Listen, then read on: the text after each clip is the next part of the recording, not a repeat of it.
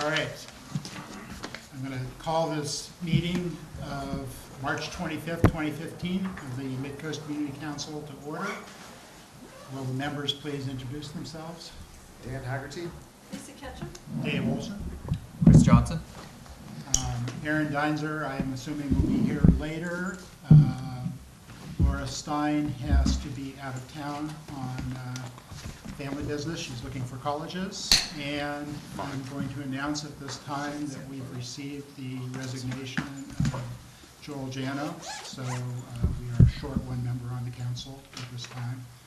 Joel had some significant time conflicts, and so he couldn't serve any longer. We might end up appointing somebody to that position. It depends in part on what happens with the change in the election year, which we voted on a couple of meetings ago, and which I'll report on further after Nicholas gives his supervisor's report. So, Nicholas, you're up. Perfect. Thank you. Thanks for having me tonight, and thank you everyone for coming. So, a couple things on the list that I want to follow up with everyone. First is Seton Coastside. I know that's a very important issue out here, and I talked with members of the MCC via email about a status update. So far, the status update is, if you've read the newspapers on the issue, you know as much as we do. The newspapers have actually been doing a very good job covering everything up to date. The sale went to the Attorney General's office. The Attorney General put conditions on it. Prime Health felt that they could not meet those conditions, and therefore they have withdrawn their proposal to purchase Daughters of Charity Hospital System. And so at this point, Daughters of Charity has to make a decision as to how they want to proceed. The Daughters of Charity has not made that decision yet, and as soon as they do, we will make sure that the community, the Midcoast, knows what that decision is. With that said, Supervisor Horsley and the county is committed to keeping Seton Coastside open in some capacity. What that capacity is unknown at this point, but Supervisor Horsley is committed to making sure that there is some type of facility out here that will be able to provide services to the residents out here. And once again, what is that capacity and those services, it's unknown at this time. It may be dependent on what Daughters of Charity decides to do. So as of right now, that's the most up-to-date briefing I can provide everyone. But once again, as soon as a decision is made, we will make sure that we relay that message to the community. One of the other things that I've been asked in the past is about the box culvert at Surfers Beach, given that we're doing a project there. And the question that's really come up is, are they going to do that project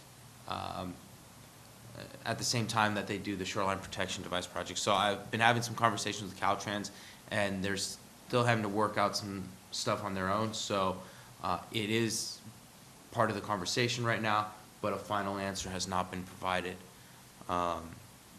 And so once again, once a decision is made on that, I'll make sure that the MCC and the community is made aware of that. We acknowledge that it's that box culvert that's falling apart is a safety concern. It's a concern for that segment of the trail. We acknowledge that. Caltrans acknowledges that, and so we are working together to try to figure out how do we fix that as quickly as possible. One of the things we've discussed in the past is Connect the Coastside, and there was talk about having the next Connect the Coastside briefing to the MCC canceled.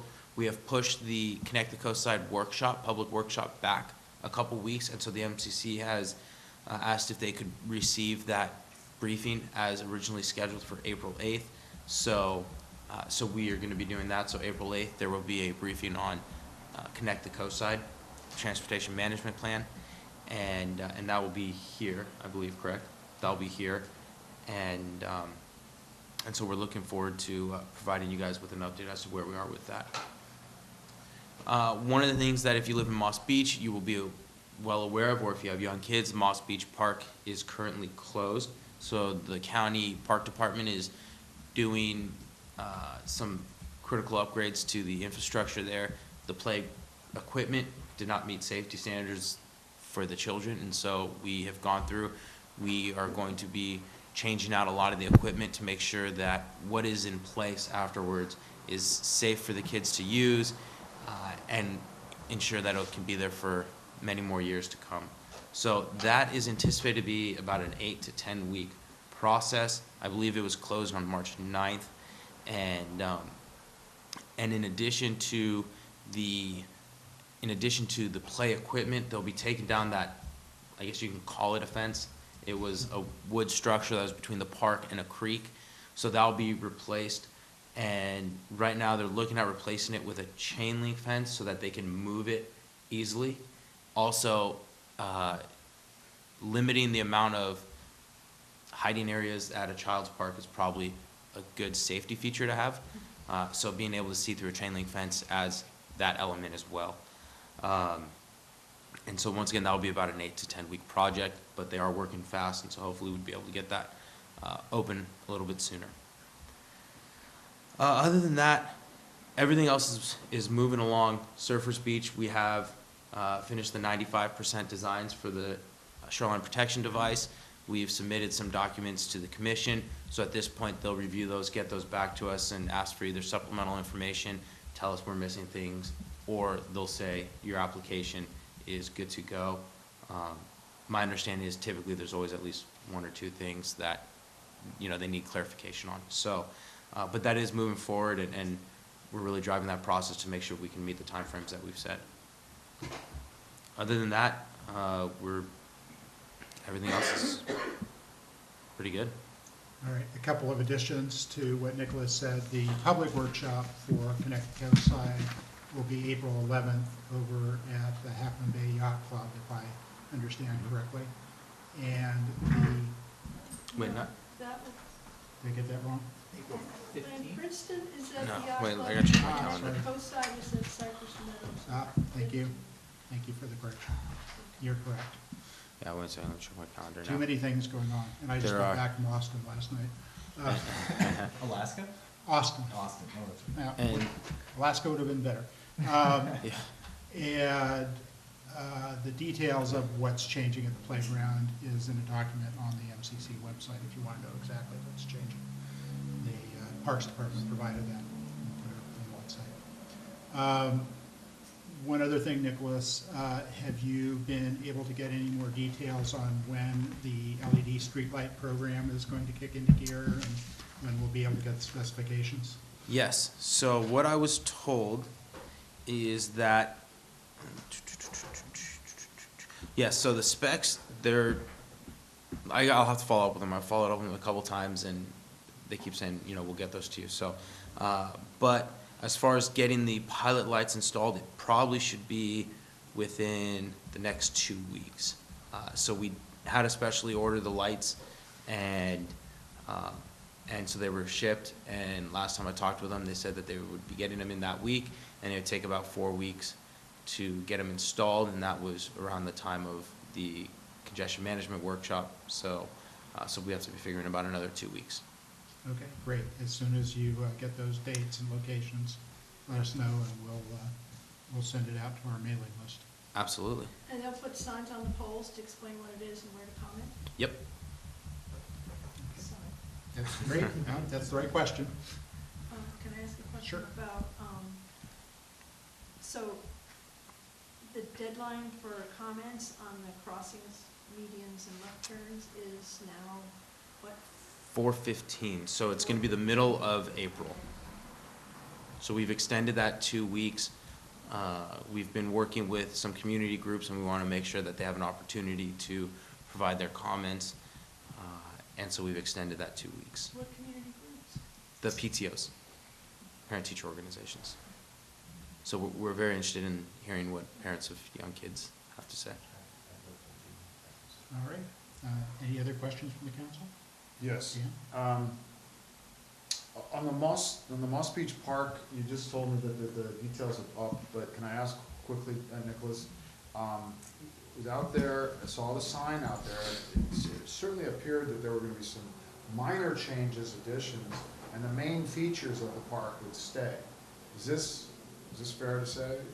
Yeah, Yeah, so the main features are gonna stay, right? A slide will be replaced with a slide, let's see, a slide will be replaced with a slide, a swing will be replaced with a swing. I mean, you know, the wood craftsmanship, you know, Ship. yeah, all that stuff that was built by the community. I'm very interested in, you know, the stuff that was built by the community. You know, I'd have to sit down and look at the designs before I could give you a definitive answer. What I do know is that Parks worked with the Friends of Moss Beach Park to develop these new features. And so, you know, I do know that the parents of the kids who use that park were involved in that. So, but I don't know if, you know, what features will stay and which features will be replaced off the top of my head. Yeah. Yeah, it's my recollection that the major wooden structure is getting some minor repairs, and that's it. Okay, and can you tell us about anything? There's a new street light on the Highway 1 in Moss Beach at, is it Virginia? Yeah, so that's a great question. The reason people probably don't remember that is because we started that about 4 years ago. And so. Supervisor Horsley sent a letter to Caltrans, and Caltrans said, no, we're not gonna Yeah, put anything there. I think that And I was, don't think we yeah, ever maybe heard anything back. 3+ years ago, They yeah. got permission for the county. So, yeah, the next step was the county then said, fine, we'll do it ourselves, if you allow us to put it in your right of way. And so Caltrans said, fine. So is that a permanent? Yeah. 'Cause it looks- Yeah, the reason that light was put in there is because a child was hit by a car there. That was an area where people were crossing, a child got hit, and so we wanted to make sure that that area where people are crossing was appropriately lit. And so what we did was we took a light that was further, that was slightly further east, and we moved it slightly further west, closer to the highway. Okay. Yeah, When are they gonna turn it on? Yeah, well, I was gonna say, let's do 4 years to get it there, They put the bulb 2000. And then later they connect it? Yeah. No, I don't know. I'll find out when we can turn that on. it really looks like a temporary installation, because it doesn't match any of the existing, it's just like It may be that standards have changed since. My impression is it's a metal pole like Caltrans poles. The poles on the highway in Montero are Caltrans poles and they're metal. One time I was talking to the DPW guy, telling him all the lights that were burned out, and he said, oh, it's a metal pole, that's not ours. So it's funny. It this doesn't even match Caltrans, it's like brushed aluminum as opposed to galvanized steel. It doesn't, I wasn't involved in the yeah, we weren't details involved either. of the pole. I really worked more on the how do we just get it installed. Let me talk to DPW though. My guess is that because that light was installed more recently than other lights, maybe it had to meet different standards. It's the only thing I can think of. But I'm shooting from the hip on that one. So let me go ahead and talk with DPW and report back out in 2 weeks. Yeah, my main question is, when are they gonna turn it on? I will ask that question as well. Maybe they didn't get the meter to go live yet. Yeah, could have been. One last question.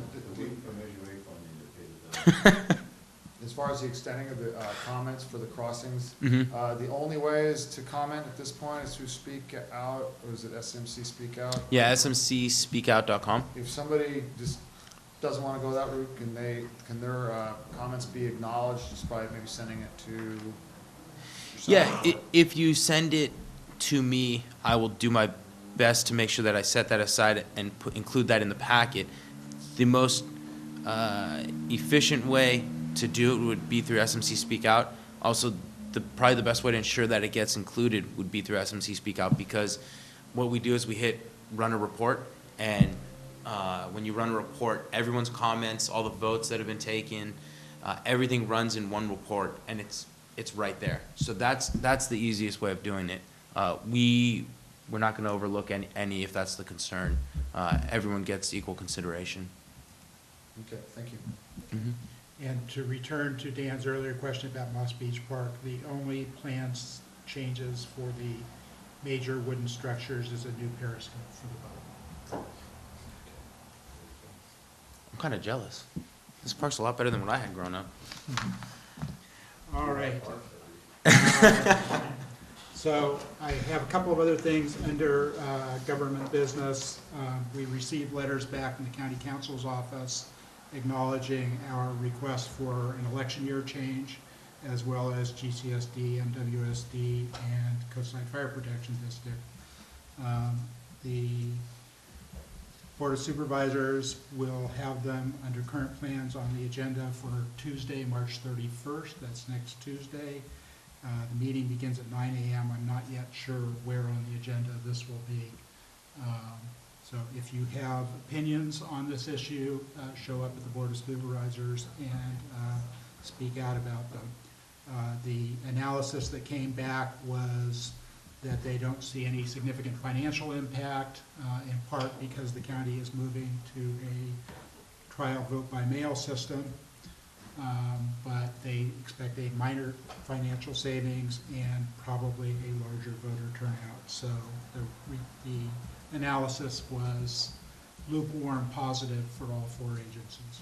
What about CCWD? Did they not do this? I did communicate directly with CCWD's general manager, I guess I should say now previous general manager, since he's resigned. Didn't he resign? No, sorry, that's Sam. Got him mixed up. Never mind. Sorry, it's been a long, long week. And he said they did not have any plans to change their election year, nor had it come up at all. And that's all I have under government business, unless anybody else has anything under government business. All right, I'm now going to open public comment. Members of the public may speak up to 3 minutes on any item not on the agenda. The council cannot take action on anything that you bring up at this meeting. And Leonard, I believe that you were up first.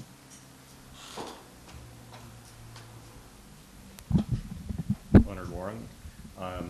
Quick announcement, the first Saturday in May, which I think is May 2nd, is an annual snapshot day where a bunch of us volunteers go out and take samples of all the, well, I shouldn't say all, many of the creeks that flow to the ocean, and then they do year-to-year comparisons on that. So they're always looking for volunteers, anybody that's interested.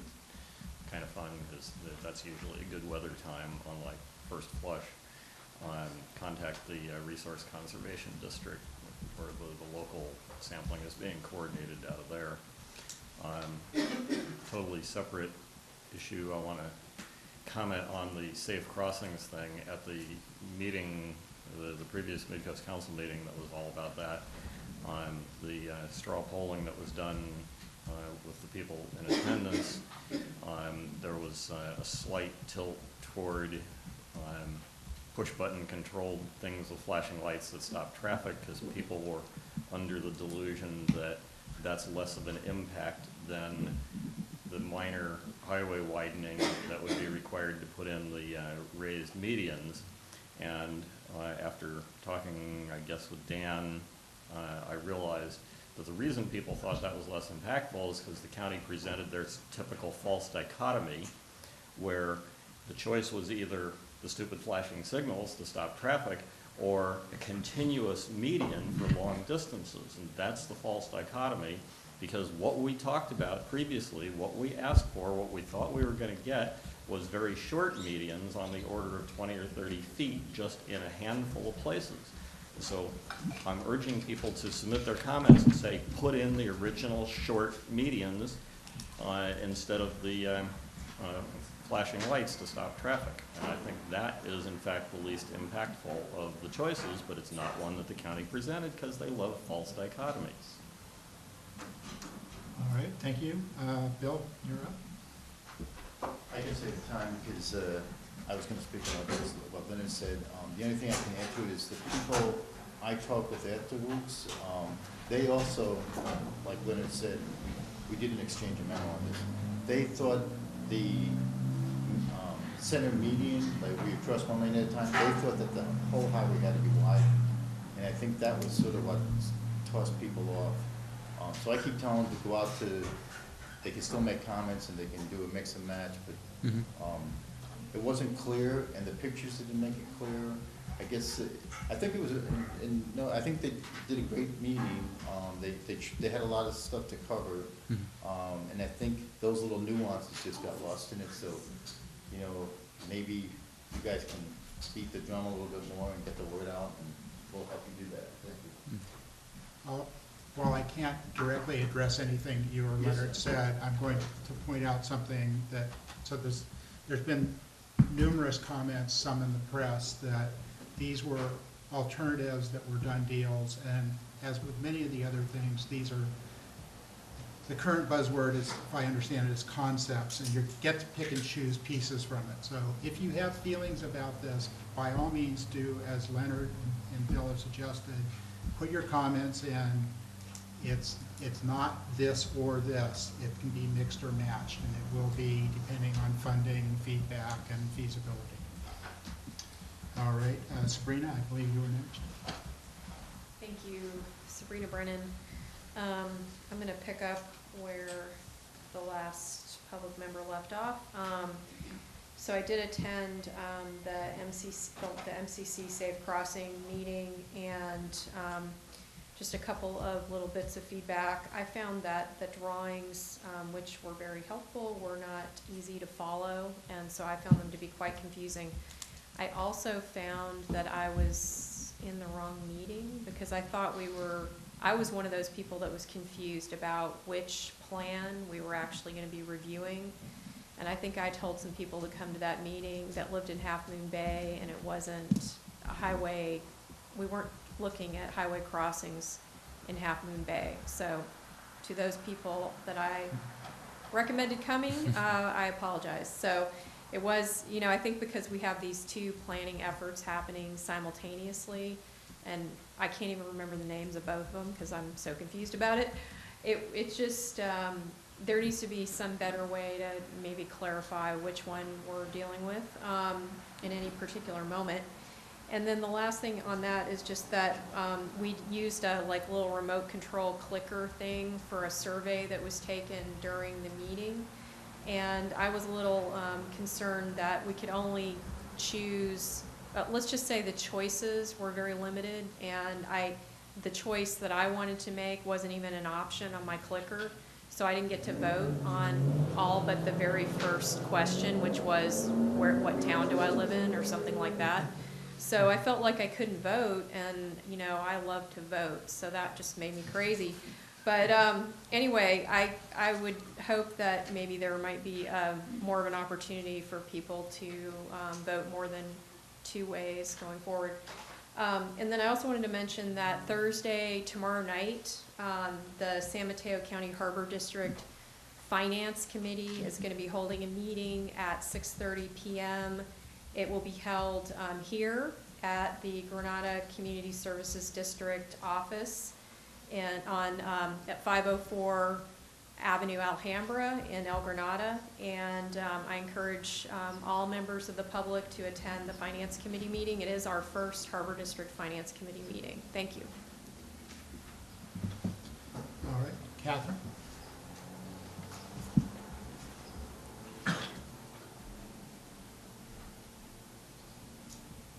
Hello, good evening. Thank you for being here, to every member of the council, since you're all volunteers. I was there, and I appreciate the fact that you're carrying on. I was contacted by actually a neighbor of a project that is apparently going in on 15th Street in Montera. And so I sent the information to Dave, as well as passing this on. I'm very concerned. I have some paperwork I will hand out to you. This is on the Sunshine Dean Creek drainage. It is a very special area because it's part of an area of special biological significance. There was a study in 2008. I have some copies for you. And the Midcoast Council is one of the agencies that's supposed to be in charge of the planning for the critical coastal areas. Now, the Coastal Commission site has Jeff Davis's name on it, and that's because it was a long time ago, but 2008 to be a matter of fact. But I think this is a very significant issue. I would be happy to give everyone a tour of what happened on Date Street, where they started putting a single house in on Date Street, and it was actually an area that people had been able to swim in. It had been a creek. Granted, it was somewhat intermittent, but it was still a bona fide creek with wetland and everything else. And in spite of our efforts, another house went in, another house. Pretty soon there were drainage problems on Cedar Street and Hart Street. And the other uphill development caused a lot of other drainage problems. And ultimately it cost the county quite a bit of money to fix those things. The county's first solution, of course, was to come to the citizens of Montero and Moss Beach and say, let's just have an assessment district and you can all pay to fix drainage costs. And as a representative of the Midcoast Council at the time, I thought that was a little absurd and was not shy about saying so. But this is even more important. They're putting in one house, then there'll be another, then another, and this goes to a public beach. It's on a creek that's already had problems with E. coli. It impacts the ASBS and the Fitzgerald Marine Reserve. I know the neighbor who is concerned was thinking about being here tonight, apparently hasn't made it. But I have some paperwork that I've printed off for you, but you can get the full critical coastal area study on the Resource Conservation District website. It's 111 pages of fascinating reading. And it is also listed on the Coastal Commission website. And so I have some copies for you, but it does say that the Midcoast Community Council is one of the important planning and management agencies involved. So I would hope that the council will take this up. I think it will be on another agenda. As a member of the Water and Sanitary District, I'm not going to take a position on this. I will simply say that I am, as always have been, very, very concerned about the environmental health of our community and our beaches, and so I'm willing to help folks with as much information as you can handle. So thank you very much. Thank you. And I'll leave these papers for you. Dave, can I just make additional information that on this stuff? Okay. Yeah, just a little bit of additional information on the topic of the project that Catherine was speaking to. That was scheduled to be on the agenda for the Coastline Design Review Committee in April. It has been pulled from that agenda. There's additional environmental review, study, and paperwork that is going to be done on that project. So Coastside Design Review will be another body that will be looking at that project. And so I will let people know when that project comes back to the Coastline Design Review agenda. All right, and for the record, this is PLN 2014, as in 2014, -00490. And it's the top of 15th Street with access off of East Street. You say the PLN one more time? PLN 2014-00490. Can I make a public comment?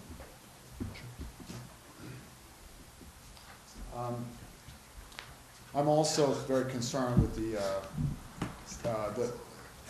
our beautiful highway and keeping it beautiful. I do believe at the last public meeting that the community had requested just the simple for the safe crossings is what I'm talking about now. Simple islands, pedestrian refuges. And I also was disappointed that they were not available as an option. And I was happy to hear that nothing was set in stone, but I fear at this point that only what is available in print might be available to mix and match. So I did some research and I found a simple crossing. It's called a two-stage crossing. And instead of stopping both directions of traffic, a typical crosswalk takes, I think it's 30 seconds. Instead of shutting down the highway for 30 seconds, you could only shut one direction down for 10 seconds, and then the other for the the remaining 10 seconds, because you're essentially crossing in thirds. You're crossing one lane, and then you're crossing a third lane or an island, and then I'm sorry, a second middle lane, and then the island. So much less impact on the highway traffic. And we all know that traffic is unbearable many times, most of the times on the weekends. And so we certainly are very interested in not making any, taking that into consideration with whatever we do. And I've seen a lot of these styles of crosswalks. I've seen them in San Luis Obispo. They have them in Seattle. West Capitol Avenue in Sacramento, they just put one in there. Florida, Michigan, Wisconsin, South Carolina. So they're widely used, and they appear to be, actually, believe it or not, higher on the safety statistics, because there's less, most of these are in mid-block sections, and so you're not, a pedestrian's crossing, they're not dealing with someone turning right or coming from the other side turning left, and this sort. So very high on safety statistics. So I hope that those two-stage, they're called two-stage crossings or angled crossings. Essentially what it creates the pedestrian to do once they get to the island is turn a little to the right and start to face the oncoming traffic and get the eye contact. So now the driver and the coming can predict better what the pedestrian's going to do. So hopefully we can see those at the next level. Thank you. All right, does anybody else wish to make public comment? Sure.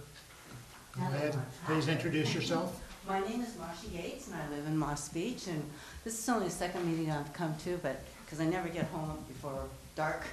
But anyway, so we're talking about traffic, and of course my big concern is Big Wave, and we were talking about traffic and how much traffic we're going to be having.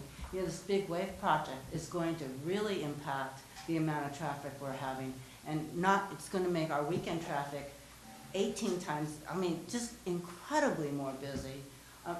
Our regular week-to-week daytime traffic way more busy. It's going to make weekends every day. So I'm really concerned about what we're doing with the Big Wave, and I'm really disturbed that the Montara Water District was wanting to give them water after being so tight on keeping a track of development and keeping development going slower, and then all of a sudden they're saying, hey, we're going to give you guys all this water. And that was one of the things that's keeping Big Wave slowing it down and making us think more about what they're doing. So, when we think about Big Wave, we should also be worried about what we're doing with this traffic, because 500 more parking spaces is going to mean 5 or 6 or 1,000 more cars, trips coming over the hill. And then we're going to think about, housing, and Half Moon Bay is reducing their restrictions, or talking about reducing their restrictions on big homes and buildings. So I don't want this beautiful area to turn into Venice Beach, where we can't move anywhere without worrying about how we're going to get there. If it's going to take us 45 minutes to get from Moss Beach to Safeway, or do we have to go shopping at 9 o'clock at night so we can get there in 20 minutes, So I think growth here really has to slow down, and we really have to consider why we live here. Thank you. Do I need to turn this on? Yes. Anybody else? All right, I'll now close public comment. We'll move on to our consent agenda. The only item on the consent agenda is approval of minutes from our February 25th meeting. Does anybody wish to remove it from the consent agenda? Okay, can I hear a motion to approve that? Move to approve the minutes. Second. I second that. Okay, all in favor? Aye. Carries unanimously. All right, so now we are on to our regular agenda, which is, the first item is presentation of 88 Pier and Beach Access by Kelly Pike. Half Moon Bay Yacht Club Foundation. Why don't you, you sit over here is probably the best thing. And that way, if we have questions, they can be at the podium.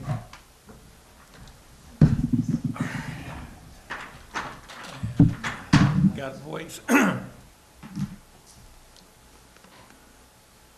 chased away Chris.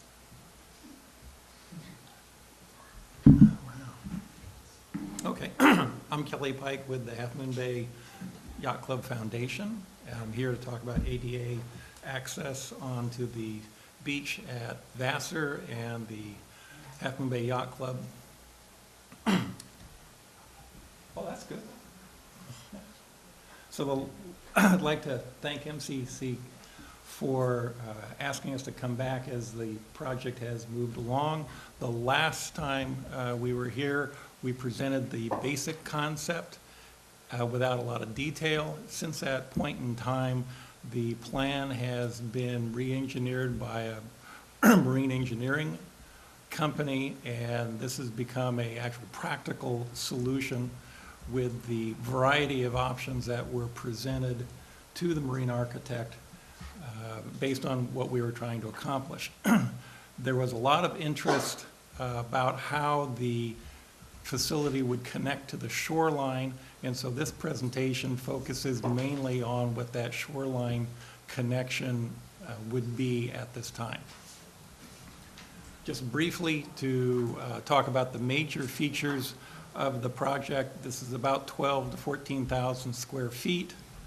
It would connect to land at the north end, be a pier, a gangway down to a floating dock operation.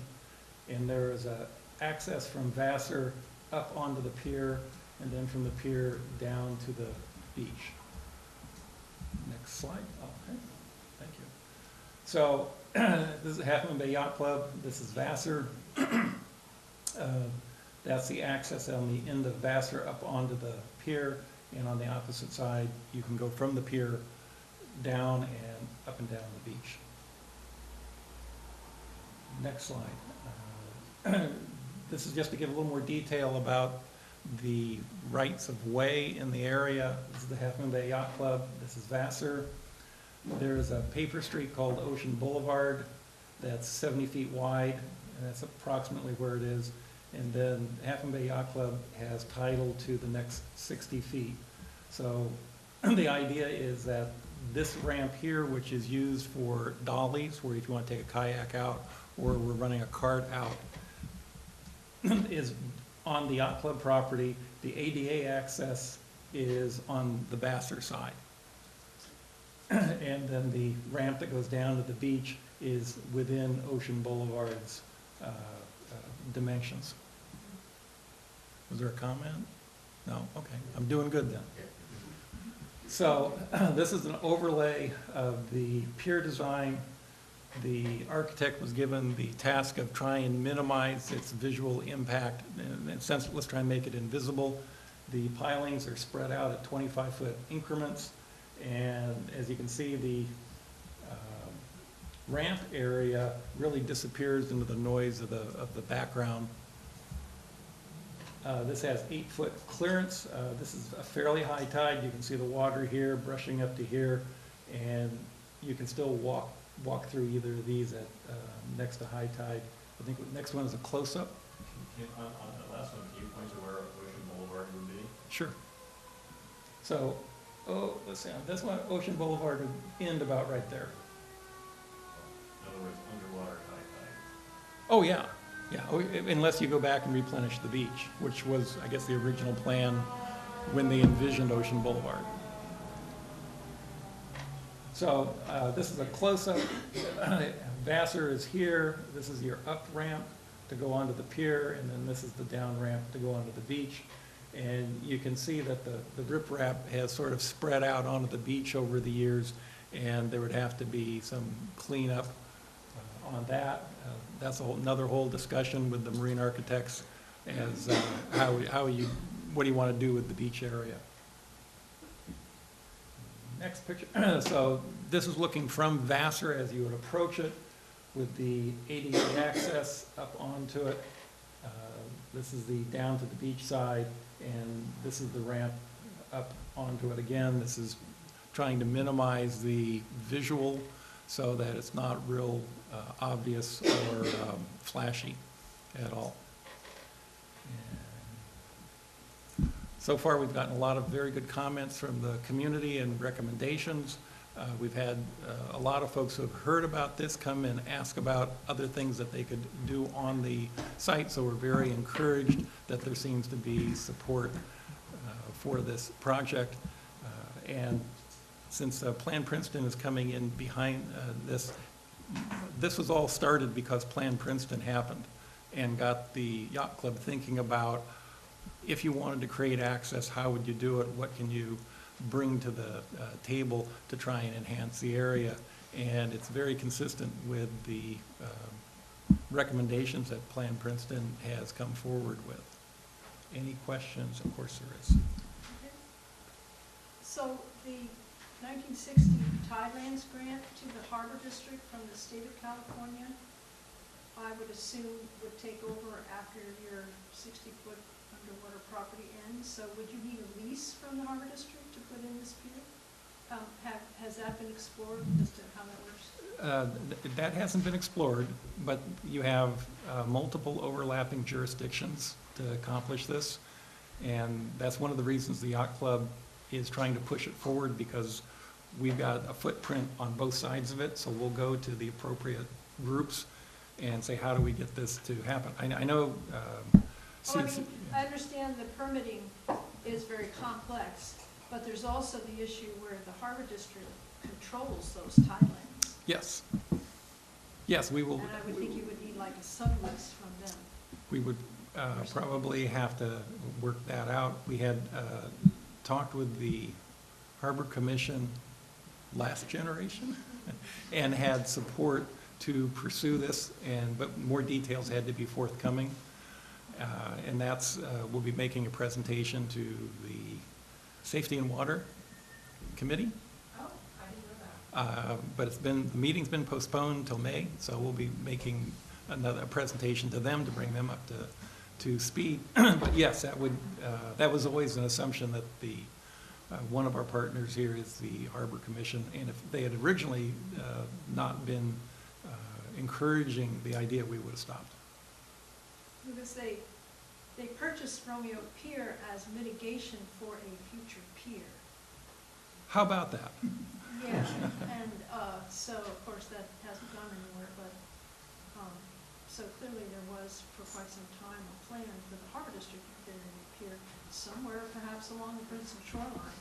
Well, obviously there'll be some banked, as that pier sees the end of its life, the Romeo, there'll be some banked up space there. Hopefully we can get some of that, and there'll be others that have to be mitigated. But that's still to be worked out as far as how big the footprint will be, and that's, Coastal Commission will define some of those parameters for us.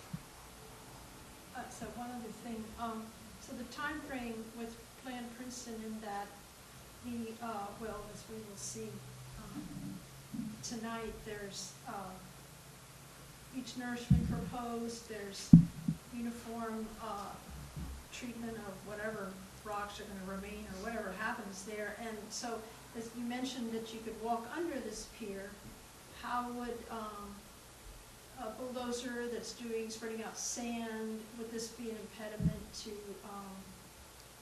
that kind of activity? It shouldn't be. I mean, we can make it as high as we want. Right now, it's set for 10 feet clearance. If it's necessary to go higher, it can be moved higher.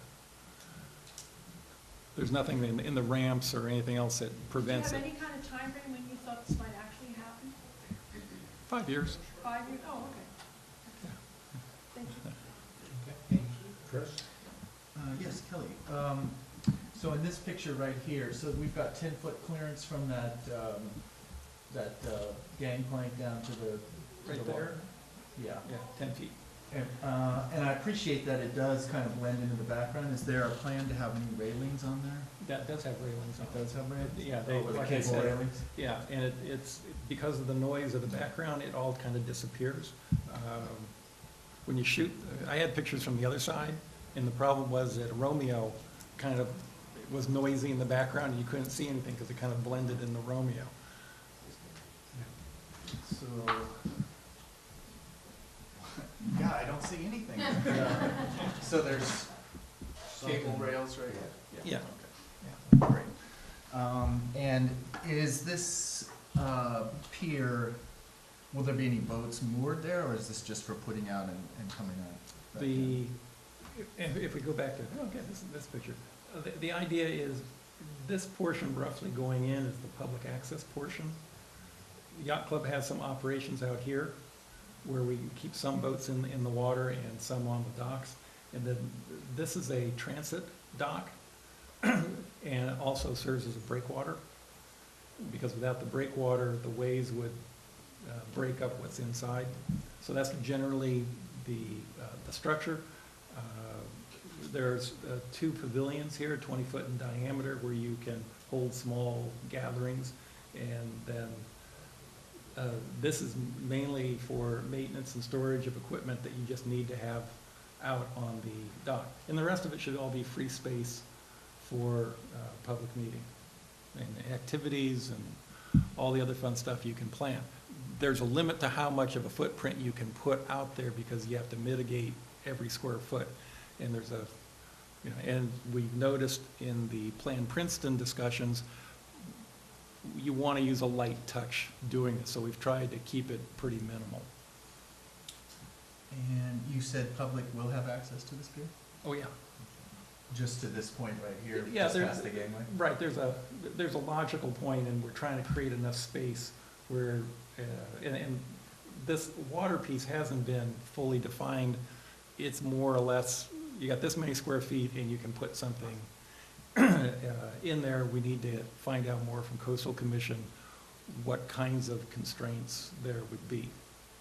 Yeah, I was gonna ask, do you envision like a locked gate or something to prevent the public from wandering further out? Well, that's one way to do it, and video cameras are very effective too. Okay, thank you, Kelly. Kelly, one question for those that are familiar with the current dock, or at least the dock as it was before the last storm. What is the relative sizes this is drawn versus the current floating dock? This is about 3 times as large. All right. Any other questions from the council? Yes, I am a little bit concerned with the size and just, I know it, like you said, it kind of disappears with the pictures that you're showing us with the scenery in the background, but I'm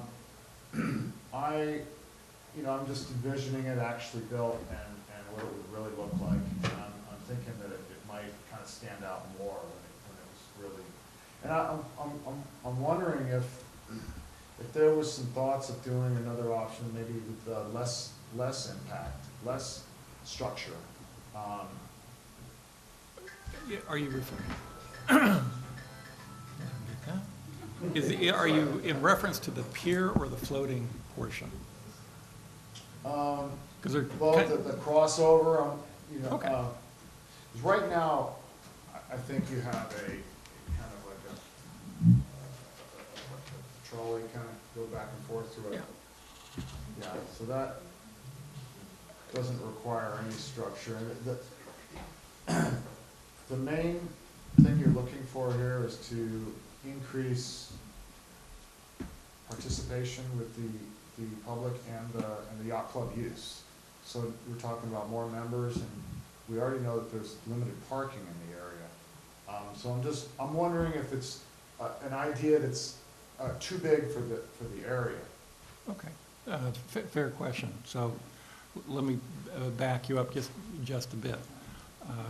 The yacht club would be fine whether this went in or not. It's not actually being driven by the yacht club, it's more being driven on the foundation side. And it's specifically been redesigned to satisfy ADA requirements, and that's because the west end of the harbor is an ideal area for water recreation, for adaptive sailing and other sports. The problem you have is how do you get the people out to the water? And so the design of the pier, and this is like the third generation we've gone through, has always first started with, how do you get a disabled person down to the water level? There were other ideas considered, such as motorized vehicles that we could run down, amphibious, and we went through a variety of ideas. The architect convinced me that this was the most conventional approach to do, and that we should probably see how well it would be received in the community. And so that's why it's all, we're trying to keep the pier as low as possible, because that decreases the angle of the gangway when you go down to the water, and your disabled have to get up and down the gangway. Moving it over to Vassar meant it was going to be easier to access. You can drive right up to it and move on. So that's what was driving the pier portion of it. The comment about is it too big for the area? One of the reasons that this was seen as a necessity was there's a huge increase in people who were using the area, and since Vassar is public access, we're getting more and more Vassar parking and parking up and down Princeton Avenue by non-yacht club people. It's true that when the yacht club runs a big event, yeah, they can fill it up, but we've been seeing a trend over the last few years that this is becoming more and more and more of an area that people are coming to either walk or to work with the watercraft. And we're trying to be proactive on how do we organize it. We hope out of Plan Princeton that the parking would have some solutions. But right now, we have kind of an uncontrolled Wild West of parking. And from the trend over the last couple of years, unless you put a barricade across 101, they're going to keep coming. So we're just trying to make it less of a chaotic area and not have, I watch people every weekend climb across the riprap, carrying kayaks, carrying their kids, carrying their beach stuff. And at the minimum, we wanted to get some lateral access or vertical access onto the beach. And we said, well, if you're going to go to vertical, why don't you go the rest of the way and make it ADA and get the lateral access as well. And from there, it's, well, can we get them from there into the water? So that's kind of the progression of it. Yacht Club does not see that it's going to be able to grow any more than it already is. It's pretty much maxed out, and we're holding the membership at around 300 to 325. And we do not envision it ever being a 600 or 1,000 member facility. We just on the land itself, we just don't have room. We just don't have the room. So this is more really to deal with the public is coming, and we've seen this trend, and we're just trying to come up with infrastructure that helps the public do what they want to do, as well as take advantage of the very benign nature of the west end of Pillar Point Harbor. All right, thank you. Thank you. There's no more questions from the council. We have one speaker slip from Sabrina. Sorry, and Leonard, you speak. Hi, Sabrina Brennan. Thanks for the presentation. It's good to see where the foundation is with their planning, and I'm not a member of the committee that you mentioned, so I didn't know you guys were. I figured you'd come eventually, but that's great that you're going to give a presentation at the Harbor District Committee.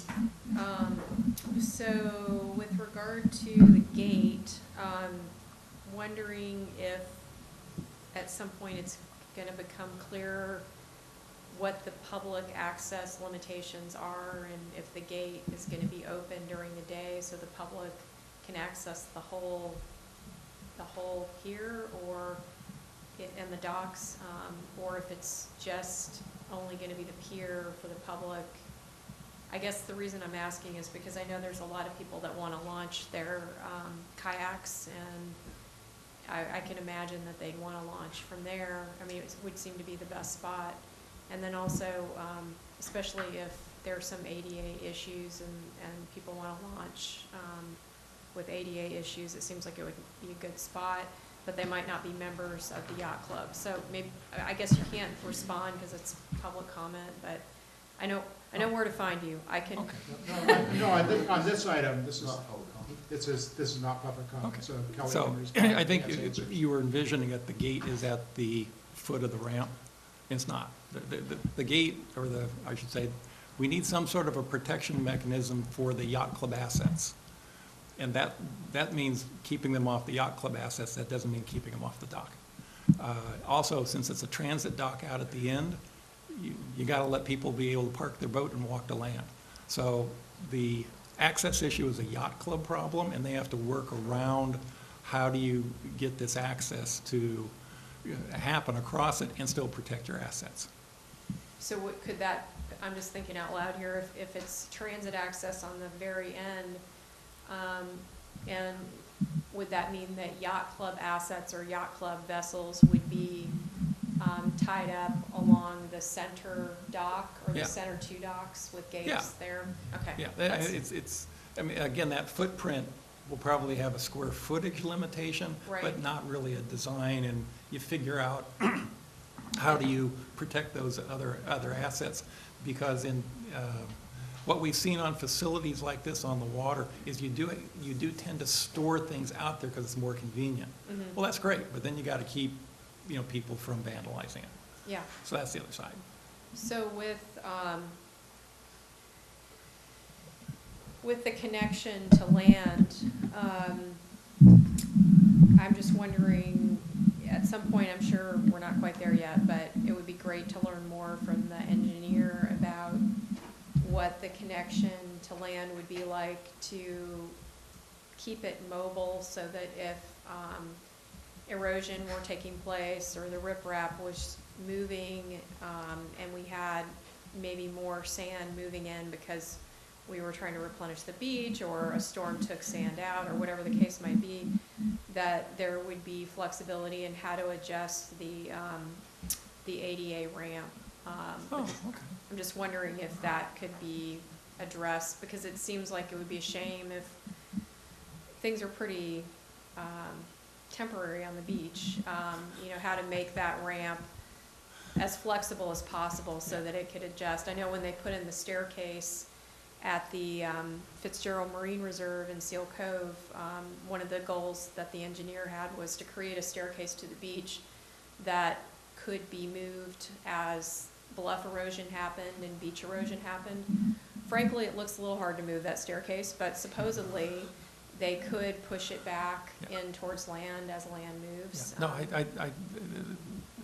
you've got a similar concern that I have, and I was asking the engineers about how that last footing, and why does it work the way it is, and what do you do about erosion? And that's definitely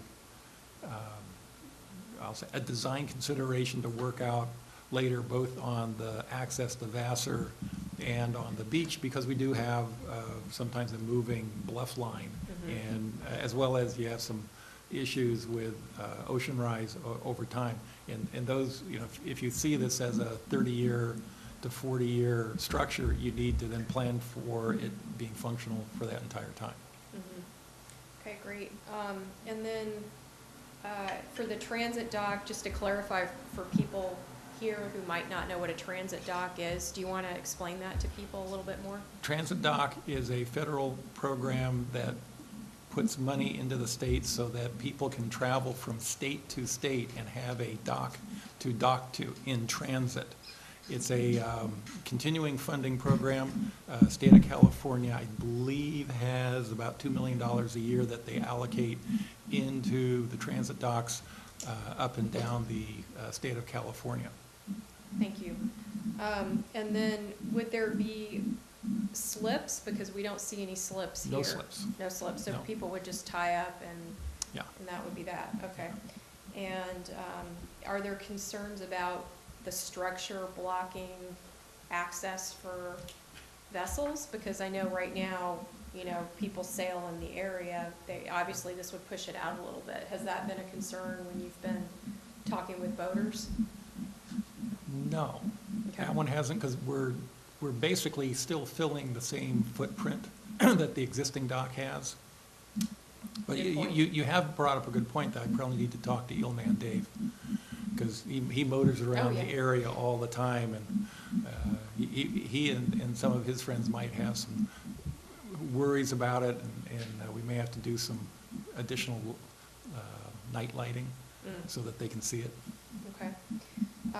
And then, as far as storage goes, it seems like this might increase boating for human-powered vessels. And would there be some provisions for additional, like kayak storage or something like that, so that more public members could keep their vessels close to the access point?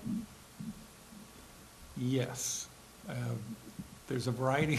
We envision that you'll see stand-up, you'll see kayaks, you'll see lots of other types of vehicles that will want to berth, and one of the solutions, these docks tend to be fairly wide on purpose so that you do have storage space. We've also seen at other sites where they put on-water storage. So you basically bring in a small barge and people can store their items on the barge. So it's a way to pick up a little more space. Okay. Thank you very much. I appreciate it. Leonard? And not to rush anybody, but we are running way late tonight, so the briefer we can be, the better. I'm glad you brought the artist rendering. That helps a lot, because what we saw last time was not intelligible to some of us. Real short answer to this, because I want to get to 3 other things that I have noted. What's going to be the ownership, and what's the funding source? The funding will be a combination of public and private. Okay, and so who's going to end up owning it?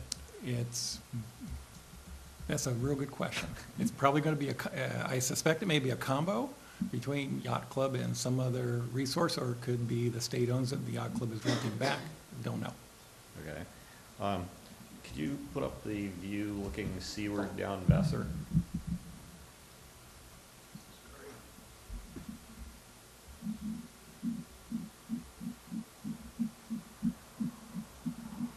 I think this is the one you meant. Yeah, that one.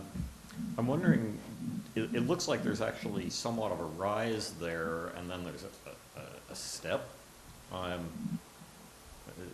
Does it have to be that high? Can it be level with Vassar? You could make it level with Vassar. It would only have 6 feet of clearance.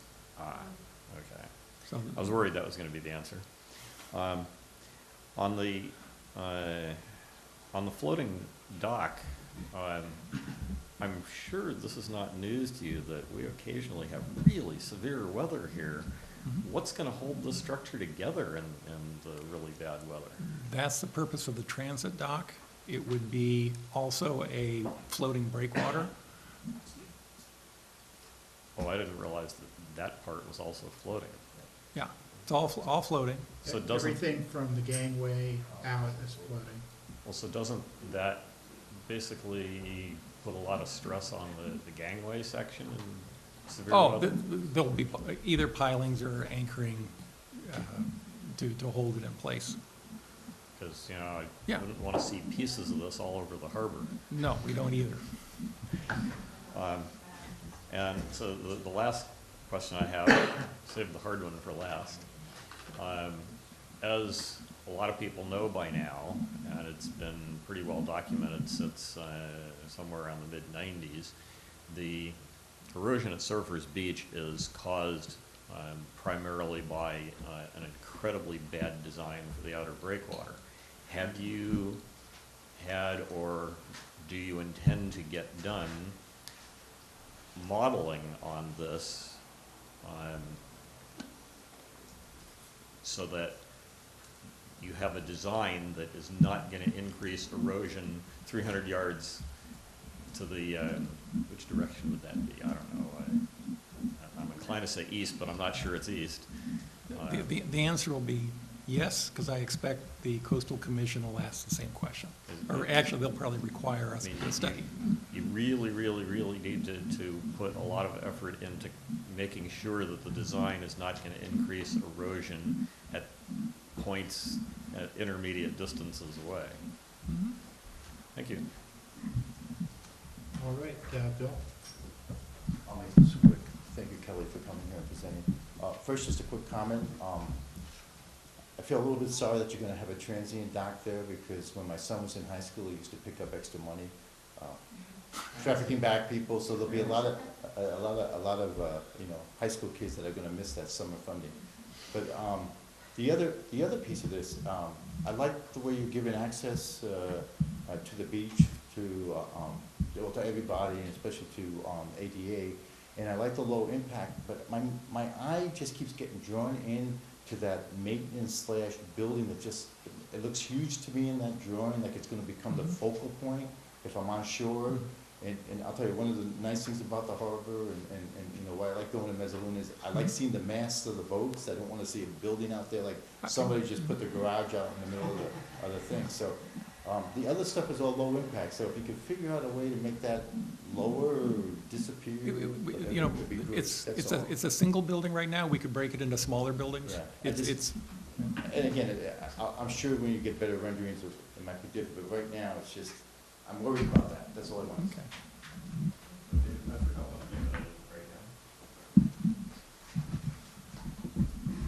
When I was at a conference in Long Beach a decade ago, they had boat parking for restaurants on the shore with parking meters. All right. Any other public questions? All right, then we're done with this one. Thank you very much, Kelly. Oh, sorry. You got some word, I forgot. Oh, all this about, low-key and buildings and whatnot, and I'm thinking, you know, we hear, people lament that Romeo Pier is so deteriorated it has to be torn down and say, oh, it's so picturesque. You know, and it's like, I think you can make this picturesque, it's just great, we want to have Romeo Pier. Hey, take one of those buildings from Romeo Pier, stick it over there. I mean, it's like, just saying, there are a lot of people who think Romeo Pier is pretty, so that's all in the eye. We have suggested that we could build the entire thing by disassembling Romeo Pier and moving the lumber, 500 feet one way and reassembling it. Okay, that's all, thanks. Interesting idea. All right, thank you very much, Kelly. All right, Summer, are you gonna start, or is Martha gonna start directly? All right, we're on to agenda item 4B, Princeton plan, preferred plan.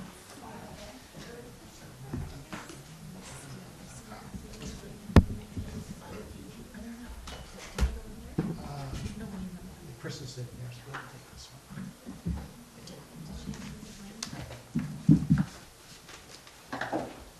So, okay. Yes, go ahead.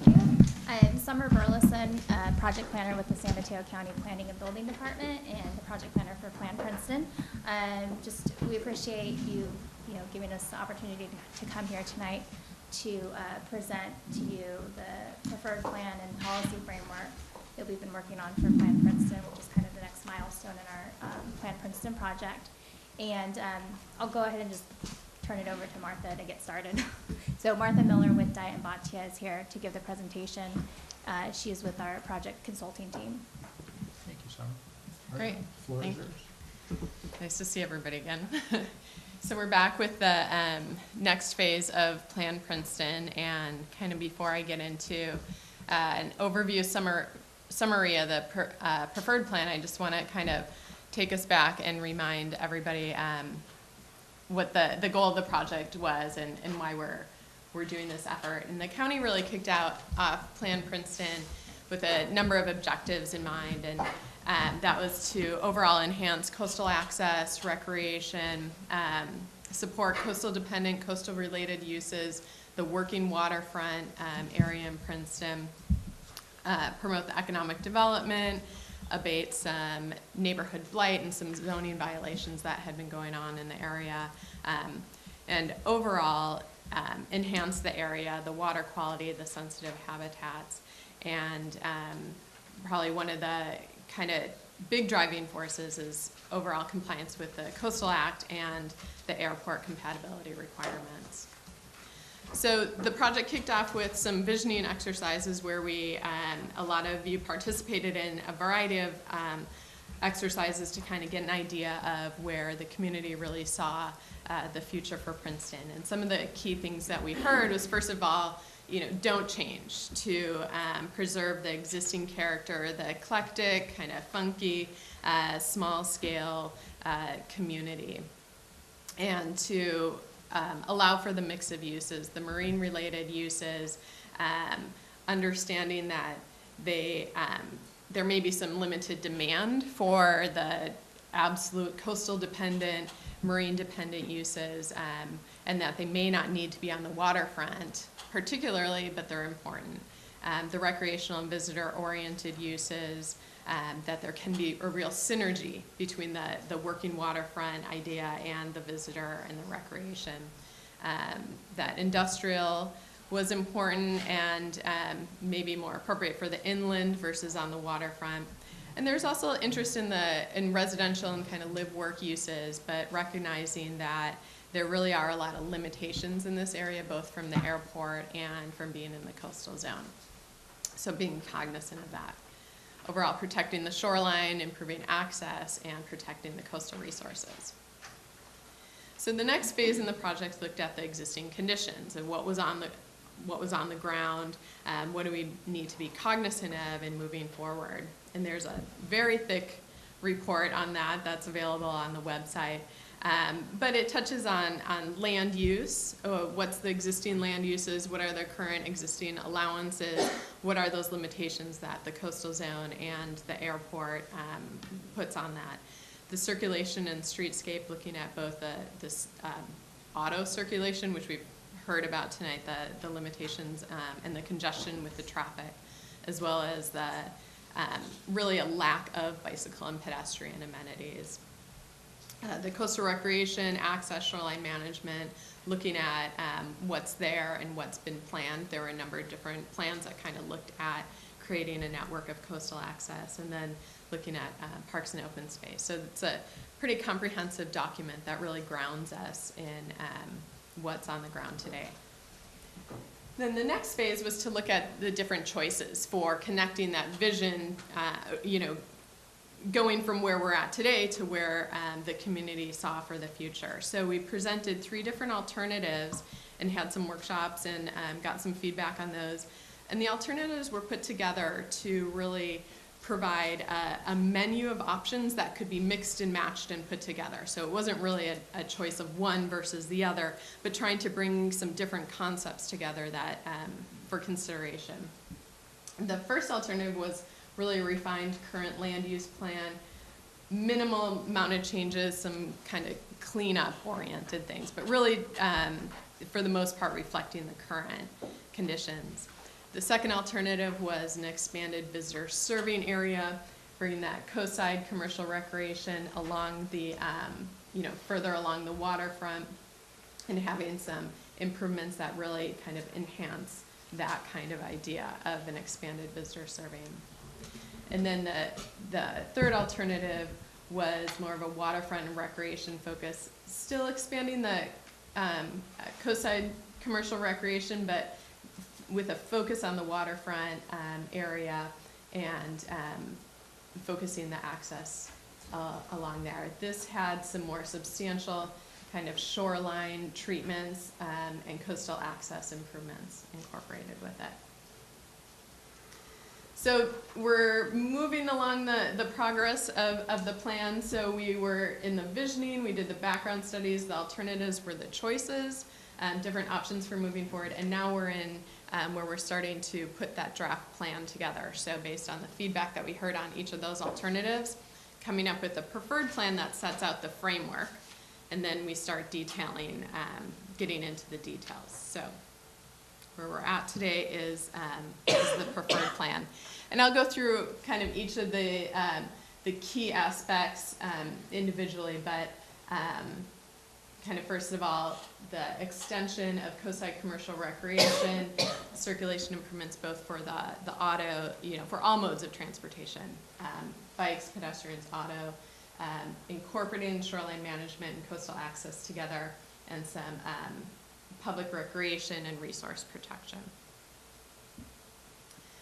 So with the land use, and I'm gonna get my pointer, if you can. Put it in my purse. So I don't weight my hands as much. I would say the big idea, or big kind of change with the land use is this extension of the coastside commercial recreation to this area and along Princeton. And this area, which currently is coastside commercial recreation, which you can see over here on the zoning map, is changed to marine industrial to more kind of reflect the character of that area. But this brings the visitor serving uses further along the waterfront and connecting to some of the recreational kind of destinations there. This portion of the inland portion of the Princeton area would be a more marine industrial area. And the reason why this is kept, there's kind of this jog here, is because with the airport safety zone and this area here being this 100-foot buffer of the runway area, which the airport land use plan has some additional restrictions on as far as the intensity or number of people basically that can be in that area, reserving that for lower intensity uses. So we don't want to bring in, these higher intensity visitor serving uses in that area. So that's kind of why that's kind of skipped over there. And then the rest of the changes are minimal, basically recognizing some areas where there is now in public ownership, having that being open space. We have the comparison to the zoning districts here.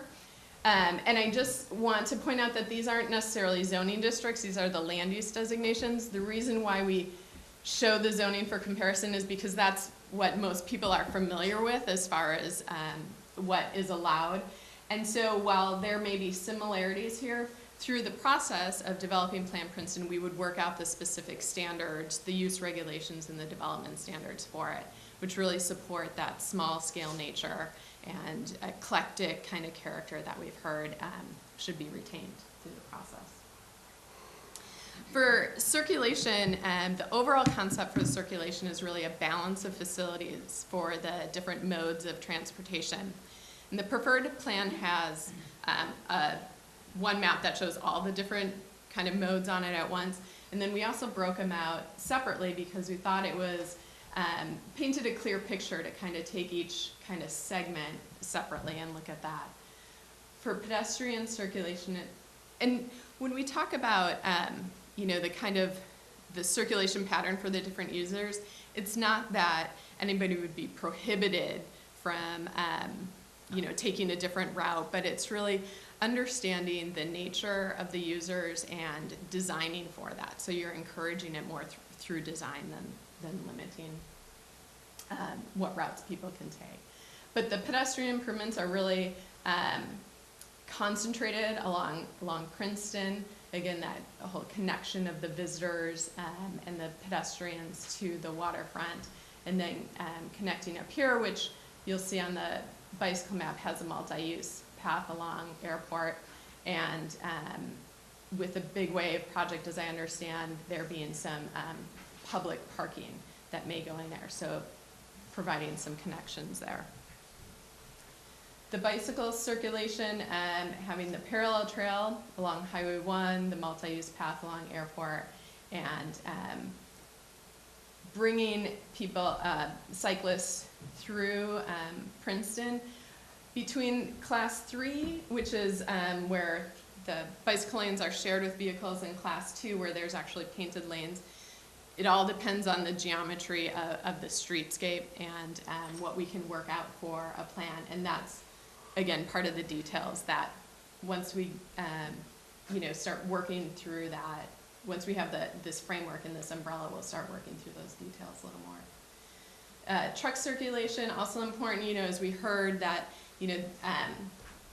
these have particular needs, and also you want to reduce conflicts as much as possible, so making sure that the truck circulation is accommodated through there. and then visitors and residents for the autos. What we heard from the community that, and we also recognize that visitors and community members have different kind of traveling habits. People who live here are more familiar with it, the areas, and where they may drive safely may be different than if you get somebody new to the area would be appropriate. So trying to keep visitors really highlighted along, you know, in controlled intersection areas, and again, with the visitor serving areas. The coastal access and shoreline management, really looking at the area-wide shoreline management coupled with coastal access, and with all of it trying to have, I would say, the lightest touch to get the job done, having the least impactful of the shoreline protection that in fact protects the shoreline and provides that coastal access.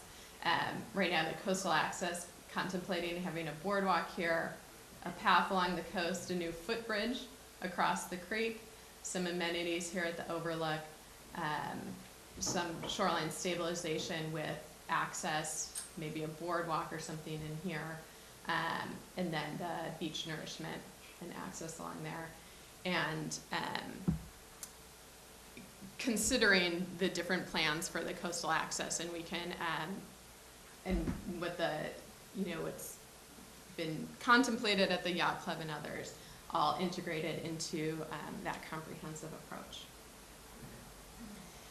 Also, parks and public facilities, you know, this is something that, you know, there was talked about as the need for the community, whether it's a park, a visitor center, community center, interpretive center, kind of a need for any and all of those, but real limited in where those can happen with the limitation on land. So setting out some policy direction for that, and identifying areas where there may be potential, but it's really working out with property owners, agencies, permitting levels, and all that. But looking at potentially some kind of visitor center, interpretive center, community center maybe there, recognizing that there's likely limitations due to the airport. Again, a center, maybe a park, this property, recognizing that that is a private property and there's obviously some limitations with that, and maybe a potential for some kind of center over here.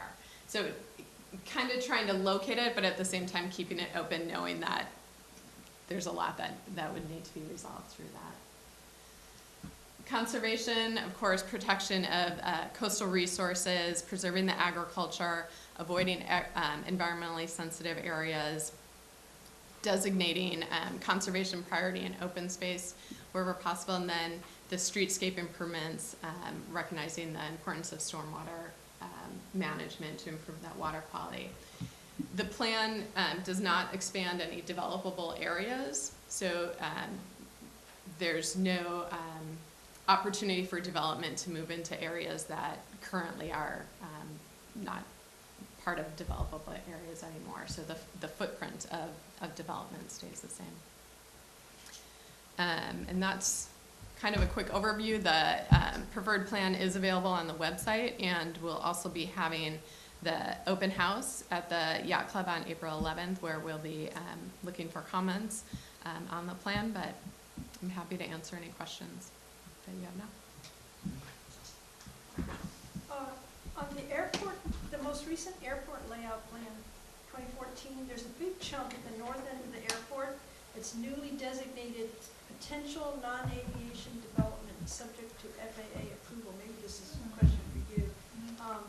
That it's roughly the area where the existing flower farm is, and includes that closed portion of Marine Boulevard. And this came up at the steering committee, whether that would be available for a bike ped trail to avoid cypress. And so is this at all possible? And if it is, could you add wording under section 3.2 to pursue an agreement with the Half Moon Bay Airport for use of this road segment? We have, yes, so we did get the comment about that potential on the north end of the airport property, which apparently did used to be a public right-of-way, and I think what happened was when the county airports acquired that portion of the land on that northern end, the county vacated, Public Works Department vacated that thoroughfare area that connects Airport Street to Cabrillo Highway. So we are currently looking into it with the county airport, and we posed that question to them as well as the Public Works, and are trying to work through that as to whether that would be a potential for a bike lane or a bike path that would be separate from Cypress. Given, we hear a lot about congestion along Cypress, we're trying to fit cars as well as bicycles, and that would provide a thoroughfare through that northern end to connect from airport to Cabrillo Highway. So we are looking at that, and we're actively pursuing whether that's a feasible opportunity with those appropriate agencies. I think the county airport was also going to try to check in with the FAA on that and notify them. So we haven't got resolution of it, but we do have that on the list, and it's something that we are going to continue to pursue as we move forward as to whether that could be, one of the options, like Martha was saying. We could maybe put a policy in the preferred plan, but we definitely would be pursuing it moving forward into the more detailed Great. plan. I'd just like to take a moment to compliment the county, the consultants, this whole process, and why this project has been so well received, in my opinion, from the scope of work, which included issues the MCC had been advocating for, and we were promised a robust public process, and that is what we got. We had an MCC rep on the consultant interview team.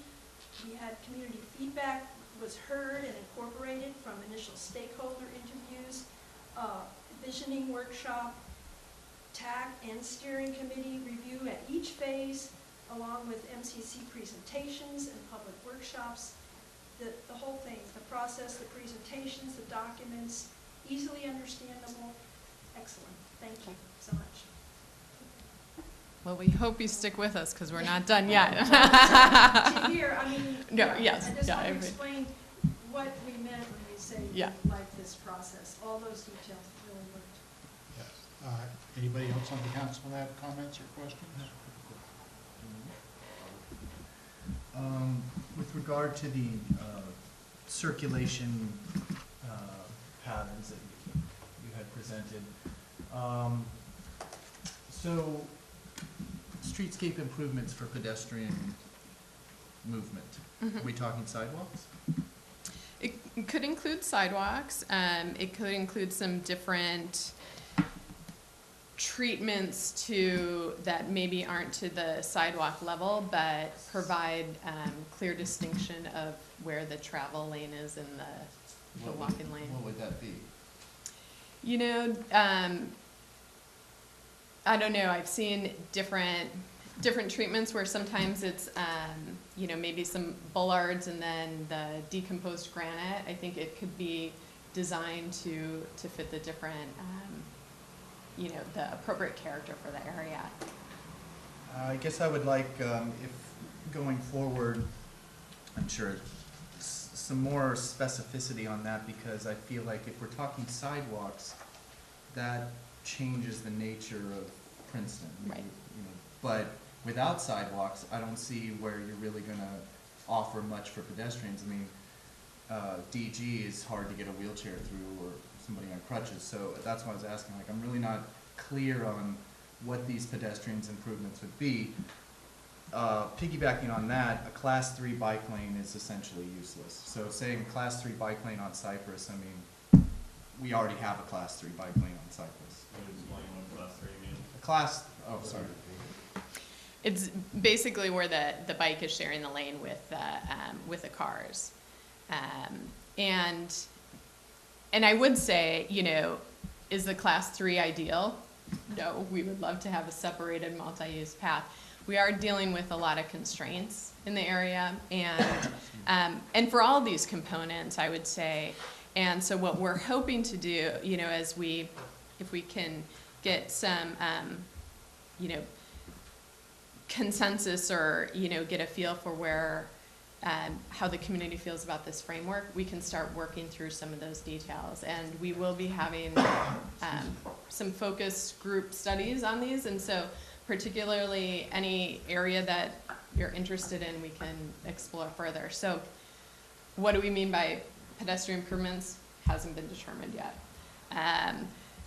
The bicycle circulation in particular, and all the transportation, you have, obviously, as I don't think Sabrina's here anymore, you have some bottleneck areas, particularly at Prospect, and how do we work out accommodating cars, bicyclists, pedestrians? We don't have those answers now, but once we can start to focus on those solutions once we get this framework set. Okay. Lisa had already mentioned Marine Boulevard. I mean, a class 3 bike lane on Cypress is what we have right now, and it's extremely dangerous, and it's nothing. So if we could get that Marine, if you can consider that summer, that Marine Boulevard there is the obvious solution there. The other thing, I'm sorry, it's a small nitpicky thing. Can we go to vehicle circulation? This one? What was the one right before that? Truck circulation. Okay. I just would like to point out, I'm sorry, it's a nitpicky thing. For truck circulation to the light industrial, general industrial, big wave complex, we have an arrow pointing there, indicating, there'll be the freight traffic there. But if we look at the next slide, no arrow there. 1,400 additional vehicle trips a day. There's going to be, and there's apparently going to be people living there, so there's going to be residents, there's going to be visitors. I know it's a nitpicky thing, but it's just it's a little warning flag to me that, we've got a discrepancy there. Zoning, and you've got freight trucks identified as going there, but in a general industrial, apparently we're going to have people living there, and that is not apparently accounted for in the auto circulation. So we have been given the number. Lisa, is that right? 1,400 additional vehicle trips a day? Approximately. I don't know, but the residents don't have cars, so their traffic wasn't even counted in the study. And the truck traffic shown may already be for the propane facility that's there right now, rather Right. than big wave traffic. So, that's 1,400 vehicle trips a day. I hope that's being accounted for because it's all coming through Prospect, the narrow bottleneck of Prospect, which I know you've addressed there, but it's a concern that visitors and others were not shown going into that particular property because there's going to be people going there if that goes through. Thank you very much. I also just, offer Chris one of your comments. Summer, when you talk, could you come up to the podium, because otherwise it's not going to come up on the video. Sorry for not saying that Oh, earlier. I just wanted to also note, like on your comment with the streetscape improvements, good comment, and, while we'll be looking at, the details of what types of things can be put in there for streetscape improvements. Also just to remind everyone that we also, welcome any, ideas that anybody else has too for us to look into as well, so. Thank you. Dan? Yes, thank you, Chris, for asking about the streetscape improvements. I was just thinking, years out, more and more, pedestrians and bicyclists on some of these roads, and I know they're quite narrow. I want to be very clear, I'm not advocating for one-way streets, but I think I heard it come up in the past, and I'm asking, can you share with us any preliminary feedback that the community has given, pros and cons, for one-way? Well, there was a one-way couplet presented in Alternative B, which brought people this kind of move this way. And while maybe there were some people that liked that, the overwhelming kind of response that we heard was that the community wasn't interested in that. I was reminded that for the truck circulation, that the one-way loop may be something to look at and discuss with the business owners there, that might help their circulation. But as far as the idea of the one-way couplet, we didn't find a lot of support for that. Yeah, I think the truck, one way is probably a necessity, Yeah. just for, you're gonna have more and more people biking and hiking along those, Right, there's a lot of things happening in this very Yeah. small area. congested parking Right, also. yes. Oh, and I didn't mention the parking, so that's one piece too. You know, part of the way that the plan addresses parking is a wayfinding program, not only for getting around the area and directing people, but also directing people to available parking. There is one area of here on airport property of, you know, some potential for recreational spillover parking, which wouldn't be a formal parking lot, but for particularly large recreational events, there may be opportunity to provide additional parking there. I'm sorry, if I could just add one more, sorry, Dan, just to that, per my comment about the arrows there, page 28 of this document indicates or reminds us that 92 coastal access parking spaces are supposed to be part of the Big Wave NPA project. So again, there are going to be visitors going there. So I would like to see that reflected, make sure that it's being considered. The Big Wave recreational parking is right down, you can point to it, they're all right there.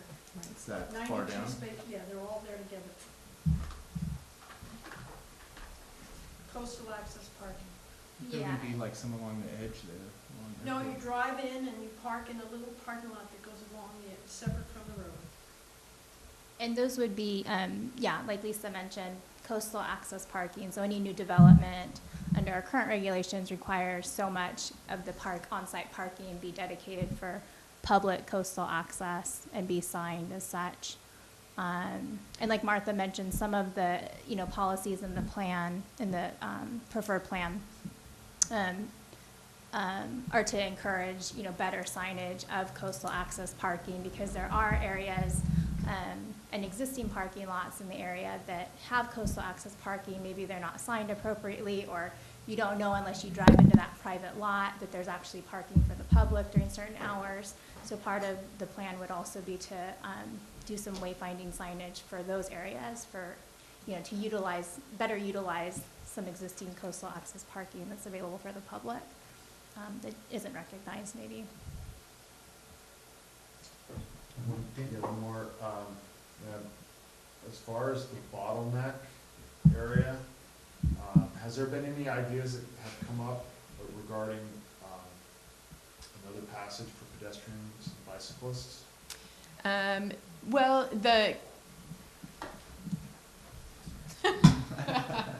laser your head.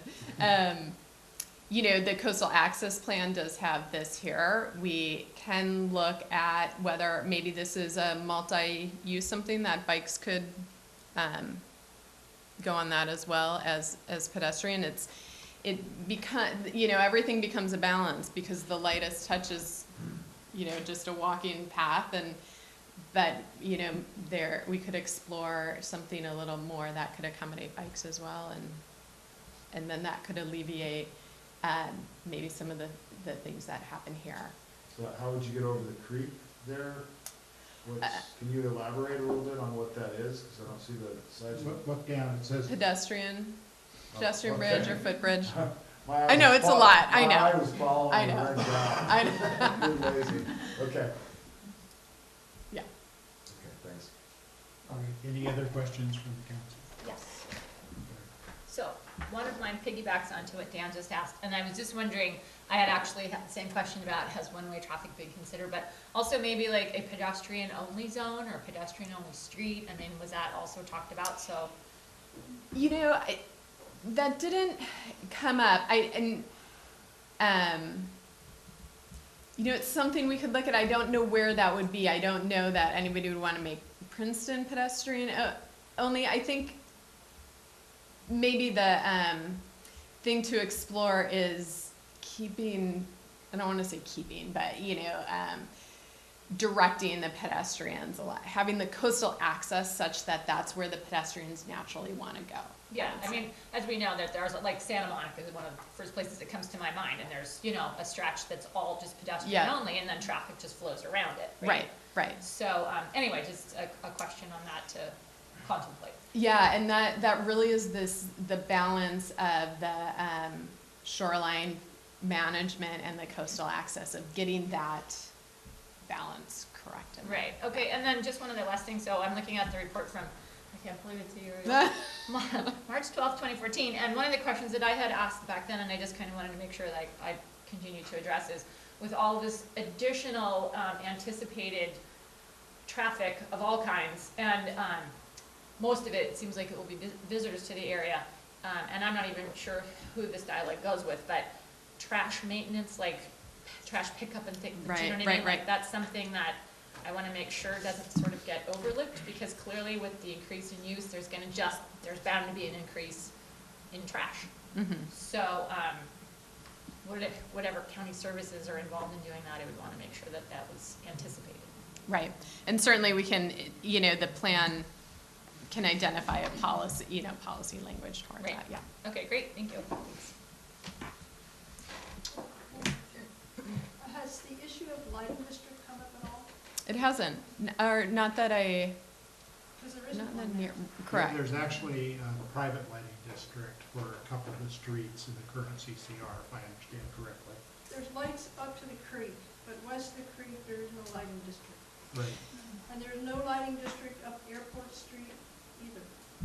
And so what we can do, kind of for both of these combined, make sure that the Plan Princeton sets up the policy direction and framework for that, and then, you know, that would be a subsequent implementation action that would need to happen by a group, but certainly we can put policy direction for those. Because it would seem like with all these visitor amenities and whatnot, that something would need to be done. I know there's a lot of resistance to more streetlights. Right. Seems like some balance there somehow. Mhm.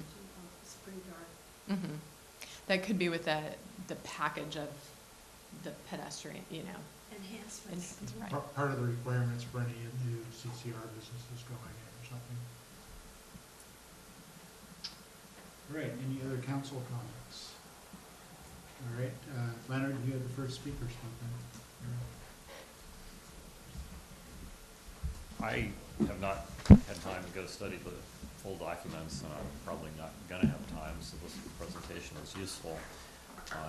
And the fact that I don't have much to say might speak to Lisa's compliments. On the preferred plan, I'm unclear from your presentation whether the increased residential is removed from the preferred plan? There's nothing in the preferred plan pointing to increased residential. One of the things that will need to be looked at and kind of analyzed is the caretaker provisions and things that you have in there. But yeah, there's no increase in residential. So I need to point out again that when the LCP was approved in 1980, the Coastal Commission wanted no residential at all. Right. And the current level of caretaker units is a compromise, and many people, including me, will oppose increasing residential even if it's called caretaker. Right. Yeah, there's no increase in residential, but I think the caretaker issue is something that will. Unless the size of the caretaker units is strictly limited like it's supposed to be, but I doubt if it is, 750 square feet is the statutory limit on caretaker. Right. Unless that's strictly enforced, it's a scam, or a sham, pick one. Sidewalks, I have really mixed feelings about sidewalks being from LA. So there was a discussion on coastsider.com online forum some years back about this, and people came out against sidewalks, and I raised the issue of, is it the sidewalks or the curbs that you don't like? And it turns out that a lot of people, when they say they don't want sidewalks, when you make them think about it, what it turns out they really don't want is the curbs. okay? I don't want to see any curbs there at all.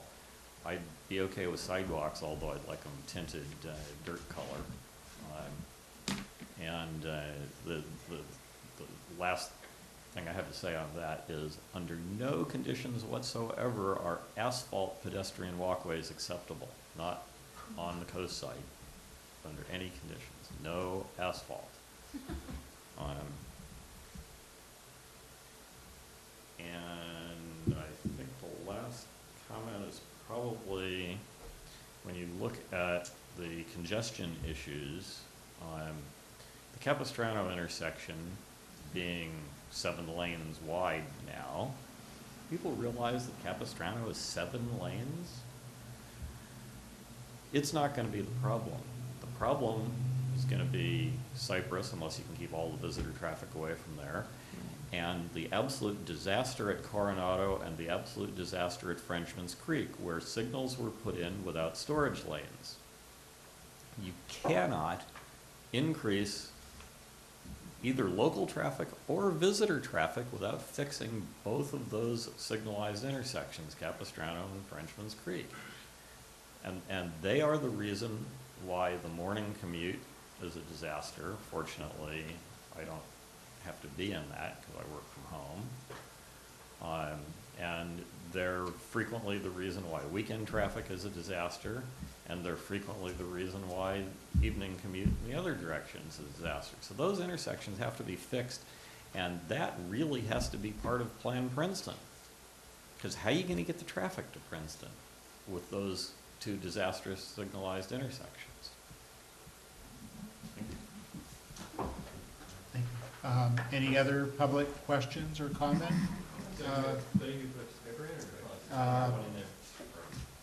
Go ahead, sorry. That probably got it here. Go ahead. As long as you give me your name on the secretary and your name in town. Gary Jager, and I live in Moss Beach. I have a small business in Princeton.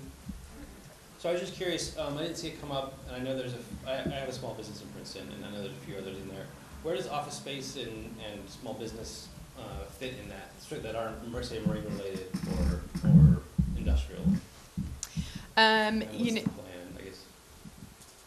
You know, I'd have to, is office allowed both in CCR and in the waterfront?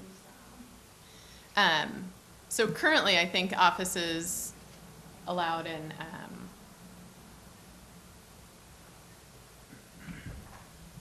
both the blue and the red. Right. My understanding. As an ancillary use, though, not as a primary use, Okay. I think. Sorry, I'm not sure. I don't have the zoning in front of me. But if you're wondering what would be allowed future, to be worked out, the uses are definitely something that need to be worked out, because what is evident here is the goal of having Princeton a working waterfront, coastal dependent, and marine related and visitor serving. The goal of that in the existing regulations, we can tell by the amount of vacant properties, storage properties, and the existing uses, that there's a mismatch between what's desired, what the demand is for, and what can go there and what's there. So the uses will be working out. If your concern is making sure that a certain type of use is allowed or continues to be allowed, then forward that to Summer, and that can be part of the discussion. Yep.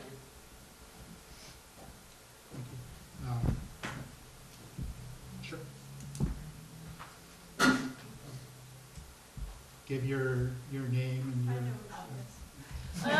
What about the rest of us? My name is Yuri Dahak. Just I want to make sure those truck route in Princeton. I have a business in Princeton, not recreational, but middle one. So I have in the club season, I have a bunch of truck delivery. So that's not restricted, right?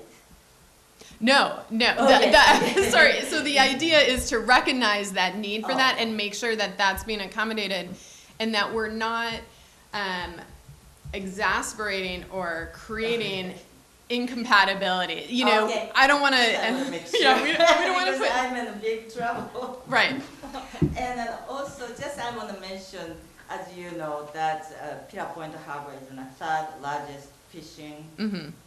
community. Mhm. I mean, San Diego, Prison City, and the third is Pier Point Harbor for 8 million for fishing business. Thank you. Thank you. And one of the goals of Plan Princeton is to support that as much as possible. So any input that, you know, as we go into the details of the plan, anything that we can do to facilitate that, you know, that's the input that we're looking for, so. Any other public comment or questions? Yes.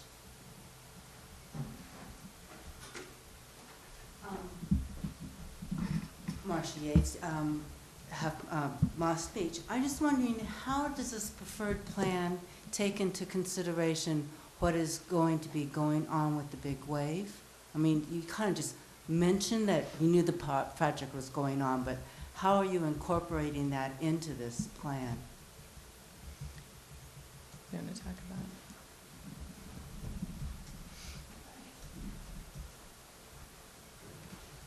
So, I'm not sure if you had like a specific, like in terms of like traffic or, whatever. Yeah, I mean, I think similar to, I think, as it was raised tonight, with, you know, residential traffic and parking as well as trucks or whatnot that might be going to Big Wave. I think that's something that we definitely, as we move forward into the next phase, is to getting into the details that we need to be cognizant of, as well as, you know, other projects that are going on that maybe not as big as Big Wave, but, Big wave is gigantic. mhm, And right, it's really, I mean, it's going to affect the traffic and. right, And all of that, I mean, water usage, traffic, garbage, all the facilities. mhm, And it's going to just increase so much more traffic. And you're already talking about 1,400 more car trips just with the expansion and the modernization of this plant mhm, and the harbor. But Big Wave is, you know, 175,000 square feet of office, 50 business condos mhm, at 1,500 square feet each or something like that, right, and all that water. So that is going to increase the traffic Right. incredibly, just all the usage. And so if you're having, you know, talking about pedestrian walkways and that type of thing, I mean, and Airport Boulevard is going to get very skinny and very busy. mhm. I know So in our, very fortunate. mhm. And it's just like, well, we're getting into the details, but even as just a cursory overview, they have to be taken into consideration, even if the details aren't hammered out, because neither are Big Waves. Mhm. I know that in our initial build-out analysis that we were doing for our Plan Princeton project, Big Wave as well as other projects that were pending or that we knew were, you know, in the pipeline, we took all of those into account in our initial build-out analyses to get us to kind of the alternatives, being able to present alternatives as well as getting to the preferred plan. And I believe that also the other traffic studies that are being done separately but running parallel to our Plan Princeton project, which we're kind of between Plan Princeton and Connect the Coast Side and the Highway 1 crossings, I think, is what's referred to. We're coordinating such that they're running on more or less parallel trails, and one is informing the other. So we're informing in terms of land uses and so forth, the traffic projects that are going on for the coast side, as well as they're informing us. So things like the crossings along Highway 1 that either Connect the Coast Side or the Highway 1 crossings are getting into, you know, we're reviewing that stuff as well as those teams are reviewing our preferred, you know, our Princeton project as we move forward. So we're trying to cross-coordinate as much as possible to take that into account, that it may not be picked up specifically, a specific issue may not be picked up in the Princeton plan, but it's being picked up in a, you know, in a concurrent plan that's moving forward And we're trying to make sure that they move forward on somewhat parallel tracks so that one doesn't get too far ahead of the other, because we recognize that it is important that they, you know, they do inform each other. Even though they're separate projects, it's kind of one, you've got to look at it overall comprehensively. And then, well, I'll leave it at that. I did want to also mention just a couple other things before we wrapped up, but if you guys How many more parking spaces is this project? Could you come to the podium? I'm just also curious about how many more parking spaces is this plan bringing into the area? It's not bringing in parking spaces, it's identifying an area that could be a potential future spill out one, but this isn't a project. This is the plan level, so we're looking more at the higher level than, we're not putting in parking lots or parking spaces. So. Right, but for the additional public usage and things that it sounds like they're shooting for, I'm just wondering, are we going to just keep the amount of parking static, or is there going to be like big wave of saying, okay, I mean, the county says, oh, you have to have X amount of parking spaces for X amount of square feet of retailer usage. So I'm just wondering how that's going to be worked out, and what kinds of plans there are for that, just other than just the spillover. Mm-hmm. So Summer wants to. Sorry. That's okay.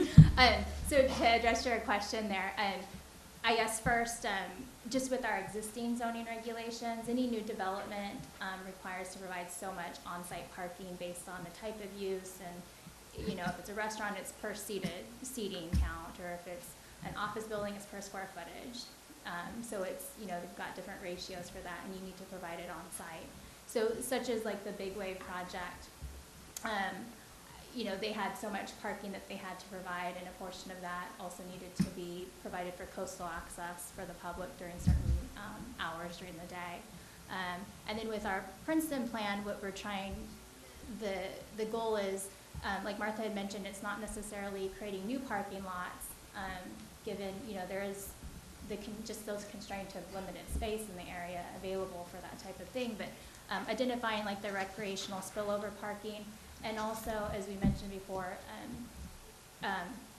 really focusing on trying to make better use or provide more efficiencies in the existing parking that is around the area that maybe doesn't get utilized because lack of knowledge for visitors that are coming into the area. They don't know where to park. They can't tell, you know, can you park along this street or not, because, you know, the properties kind of run out into the street and you don't know what's private property or what's public right of way. So better signage to make it more efficient for people that are coming into the area, that they know where they can park. Like I said, there's a number of businesses, especially along Capistrano. Each of the businesses along Capistrano actually has coastal access parking that's available to the public, you know, every day between 10 and 4, I think. But what we've noticed is that, you know, signage is lacking, first to be able to know which parking lots those are that you can pull into.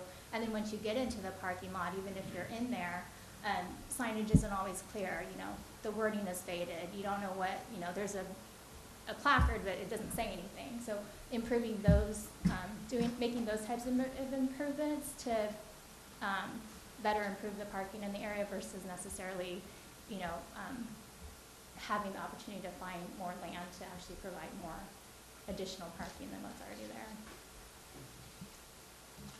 All right, I'll get you in just a moment, Leonard. Is there anybody else who has a question they want to ask?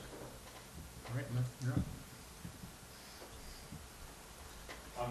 The parking issue, there was a presentation here, I don't know, a year ago from Department of Public Works about the basically illegal no parking signs for the public right-of-way, and basically they said it'll be complaint driven.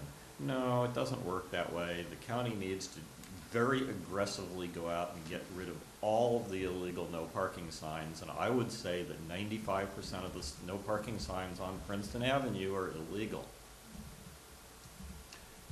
Right, the summary statement on that was Department of Public Works said if the sign was on private property, they couldn't do anything about it under the current ordinances. But the Sheriff's Department was quite clear on the fact that those no parking signs were not enforceable. Nobody parking there would ever get a ticket.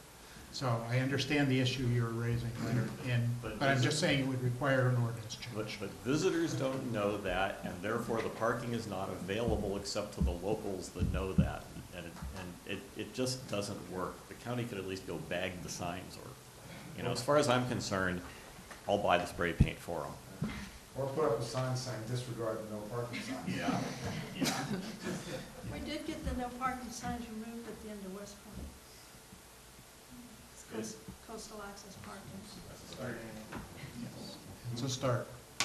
All right, any other questions? Any more from the council? All right, thank you very much. Summer Thank you, and I Martha, hope, very good we hope to see presentation. everybody on the 11th. April 11th. April 11th. 1 to 3. 3 at the yacht club. At the yacht And club. that's a Saturday. Yep, Yes, Saturday. Saturday. Okay, thank you. All right. Okay, I have lost my agenda copy, I'm afraid. wanna look at I this think one? we're on to council business. Yes. Yes, council sure. activity. Anybody have council activity they would like to report on? Sure, I'll go. Sure, go. Thank you. So in my ongoing Quixotic quest to do something about the parking situation on Highway 1, I just wanted to say that I did go for a ride along with Captain Sherry of the San Francisco CHP office. And he came out for about an hour and spent some time driving up and down the coast with me, and we discussed the issue very specifically, and he provided some specific feedback. And just this evening, I chatted with Nicholas about coordinating a time to meet with him and Supervisor Horsley to discuss the feedback that I received from Captain Sherry and where we might be able to go with that. So, just an update. Thank you. Yes. Anybody else? Yes, well, I rode my bike by the Lemony Snicket's place that you're Oh, always did you? talking about. Yeah. There wasn't anybody parked there, it was a Saturday, and there was nobody parked there, so maybe you're making an impact. On March 12th, I attended a Coastside Design Review Committee meeting, and good development that is, so Chris Lang, who's a member of CDRC, and Laura Stein, who's a member of the MCC, have been working very hard to improve the website for the Coastside Design Review. So the documents are available, agendas, much more information and more easily available. So I'm happy to report the county website has been updated with considerable additional Coastside Design Review Committee information, including links for the design manual, the community design manual, the standards for design, design review regulations, committee rosters, agenda archived by year, an application checklist. These are all issues that we've had in the past where people said, I can't find stuff. So it's there. I was just there today. There's been a lot of improvement, a lot more information there. We are still, the Coastside Design Review Committee is still needing to get another architect on their committee, and they're thinking that maybe it might be a good idea to have a landscape architect on the committee. So if anybody knows anybody that might be interested or are interested themselves, please go to the county website and apply for that. Also, we are having one of the CDRC members is going to create a landscape document for the CDRC to use when it reviews projects. And when we say a landscape document, one of the major points that we have with many projects is their landscape design. A lot of landscape designs come in with non-native plants or plants that just don't work on the coast side for whatever reason. And so that if a project is carried over, many times it's for landscape issues. So one of the members who is a landscape professional is going to create a document which the CDRC will review and vote to approve. It's not an official document, but she's working to, so that's something that can be posted to the CDRC site and help applicants more easily move through the process. So they have a preferred list of plants and broken down in different ways so they can find plants that work for their project, that are drought tolerant, that are on the county approved list, that work with the aesthetic of the coast side. So I think that's a good development as well. On March 17th, Lisa and I attended a Midcoast Parklands meeting. This is a private organization that has done incredible good work on the coast, including stewardship of Quarry Park before the county took that over. And I think that going back 20 years, the work that this group has done in Quarry Park is one of the reasons why it's there today and in the condition that it's in today.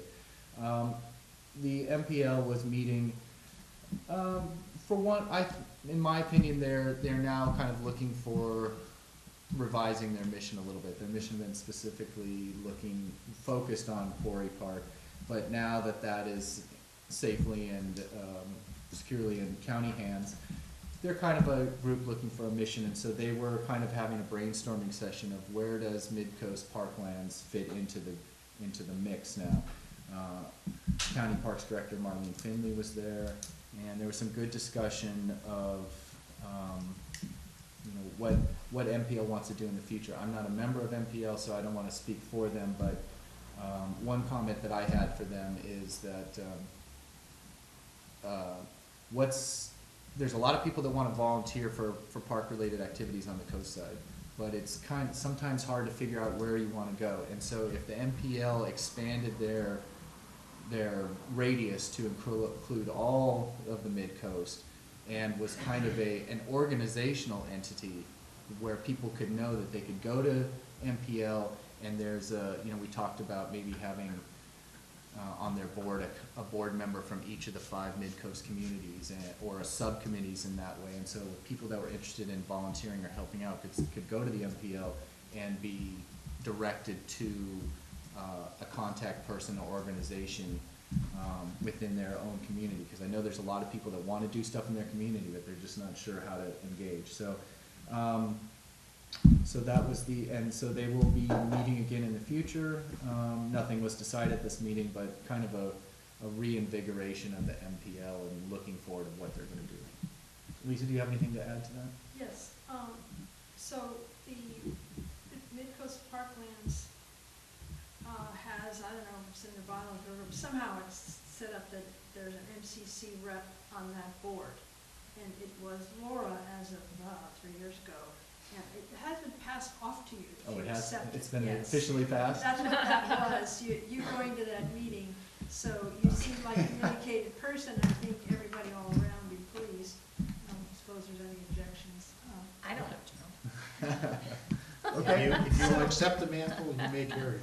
And so, so keep in touch and make sure they invite you to the meetings. I will. And also, I just wanted to point out that they are a 501c3, so they're set up, if they so choose, to continue in some other form to accept tax-deductible donations should they wish to fundraise and do certain things. That's one thing they could do. Yep. That's all I have. It was interesting that Marlene was there because she had a bunch of updates, which is very intriguing, but we'll have to wait until April 22nd. That's all I have to add to that. Okay, did you have anything else you wanted to report? Yeah. So the 7th Street fence encroachments, the new fence encroachment, the permit has been appealed to the Board of Supervisors by a Montero resident. There's no date yet for a hearing. And the Connect the Coast Side Technical Advisory Committee met on March 4th. Laura attended that, but she's not here. But we submitted comments. I'm her alternate, so we submitted comments on that, which I sent to you all, and which probably don't make much sense unless you've read the document. But it may be the draft that we commented on may be revised before it's released to the public. So depending on your level of interest, you can look at that or not. But I would imagine this will be coming out soon because they're going to come here on April 8th, and so they would have to give us something ahead of time. And the last thing is Coastal Regional Sediment Management Plan for the Santa Cruz Littoral Cell is just about to be completed. This is for the area from Pillar Point to Moss Landing And it's a sort of an overall planning document. It's no specific project with money or anything, but it hopefully will be of some use to us. Anyway, I attended the meeting on March 19th in Santa Cruz where they had a presentation of a summary of this plan. Then they didn't quite have the document ready to give out yet. It should be available any day now, and I'll post it. It's over 300 pages, but there is a summary. I'm not really prepared to talk about any details on that. That's all I have. And that's the follow-on to the day-long conference they had last year. Is that correct? Same group? The group met up here at the Art Club last May. Yeah. And they had two meetings last spring, one in Santa Cruz and one up here. They're not going to do that this time. They just had the one in Santa Cruz.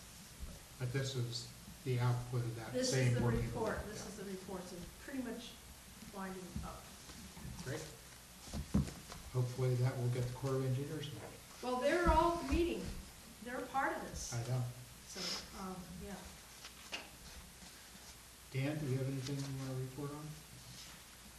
I don't have anything to report on that has happened in the past, but on April 22nd, Steve Monowitz, the Community Planning Director, will be talking about the short-term rental ordinance, or at least some aspect of it, that I and some other citizens of the Midcoast have been working on. Nicholas and Don Worsley have been helping with that. At some point after that, after County Council has looked it over, we'll be bringing it to an MCC meeting for a public discussion. So on the 22nd, it's at the Planning Commission? Planning Commission. And then it comes to us after that? Yes, that's the current thinking, because Steve wanted to, he's not, I mean, we don't have draft ordinance yet, so he's talking about the issues, and we haven't seen the presentation. We'll see that when it goes up on the Planning Commission site. All right. There's no other council activity. We're on to future agendas. One thing that we still have to come up, and I'm guessing at this point, if it comes up at all, it will come up at the April 22nd meeting. The Midcoast Parklands Access and Parking Study, which is joint federal, state, county, is still not out to the best of my knowledge. I'm sorry, what was the question? The Midcoast Parklands Access and Parking Yeah, Study. the final draft has not been released yet. That's still in GGNRA's hand. I actually reached out to them today, and I haven't heard back. So Right. I reached out today in anticipation of having it come up and having someone ask a question about it, but I haven't heard back yet. Right. So we will probably have some discussion about it at the park meeting on April 22nd, which will be a dedicated meeting over at Cypress Meadows. Oh, by the way, on the Parks meeting, Yes. this came up in the discussion at NPL that they may want to make the presentation. They don't know yet. I have almost invited Len several times on that because he keeps asking who's going to be there. If you want to do that, you may do it. Otherwise, I'll be trading mail with Len anyway. Who are the agencies who are currently going to be there? So, County Parks, Marlene, and somebody else will be there for sure. Christine Fitzgerald from GDNRA, possibly some others. And I finally heard back from Joanne that she would get somebody from State Parks to show up. And I have asked Leonard if GCSD would like to be there since they are the Parks agency. And this was just heard possibly MPO. So if it's all of that, it's going to be a lot of material for 2 hours. So we'll see what happens. All right, and our next meeting will be April 8th. We have Devil's Slide Ride presenting, and we'll have the Connect the Coast Side presentation, as Nicholas said. There was a request to put the building project on 15th Street on the agenda. I'm trading emails and the like with the group that's concerned about that. It will not be on the agenda. If it is, it'll be some form of a draft letter. Sure, Nichols? I already know that when I don't come over here. we had the Connect the Coast people come, we put them second on the agenda because we thought the first item was gonna be quick, and they didn't get up for like an hour and a half. Is there any way we can put them first on the agenda, given that they have a long way to drive after? I can definitely do that. That'd be great, thank you. All right. Unless somebody has something else that they know for future agendas, I'll entertain a motion to adjourn. This meeting is adjourned. Thank you all very much.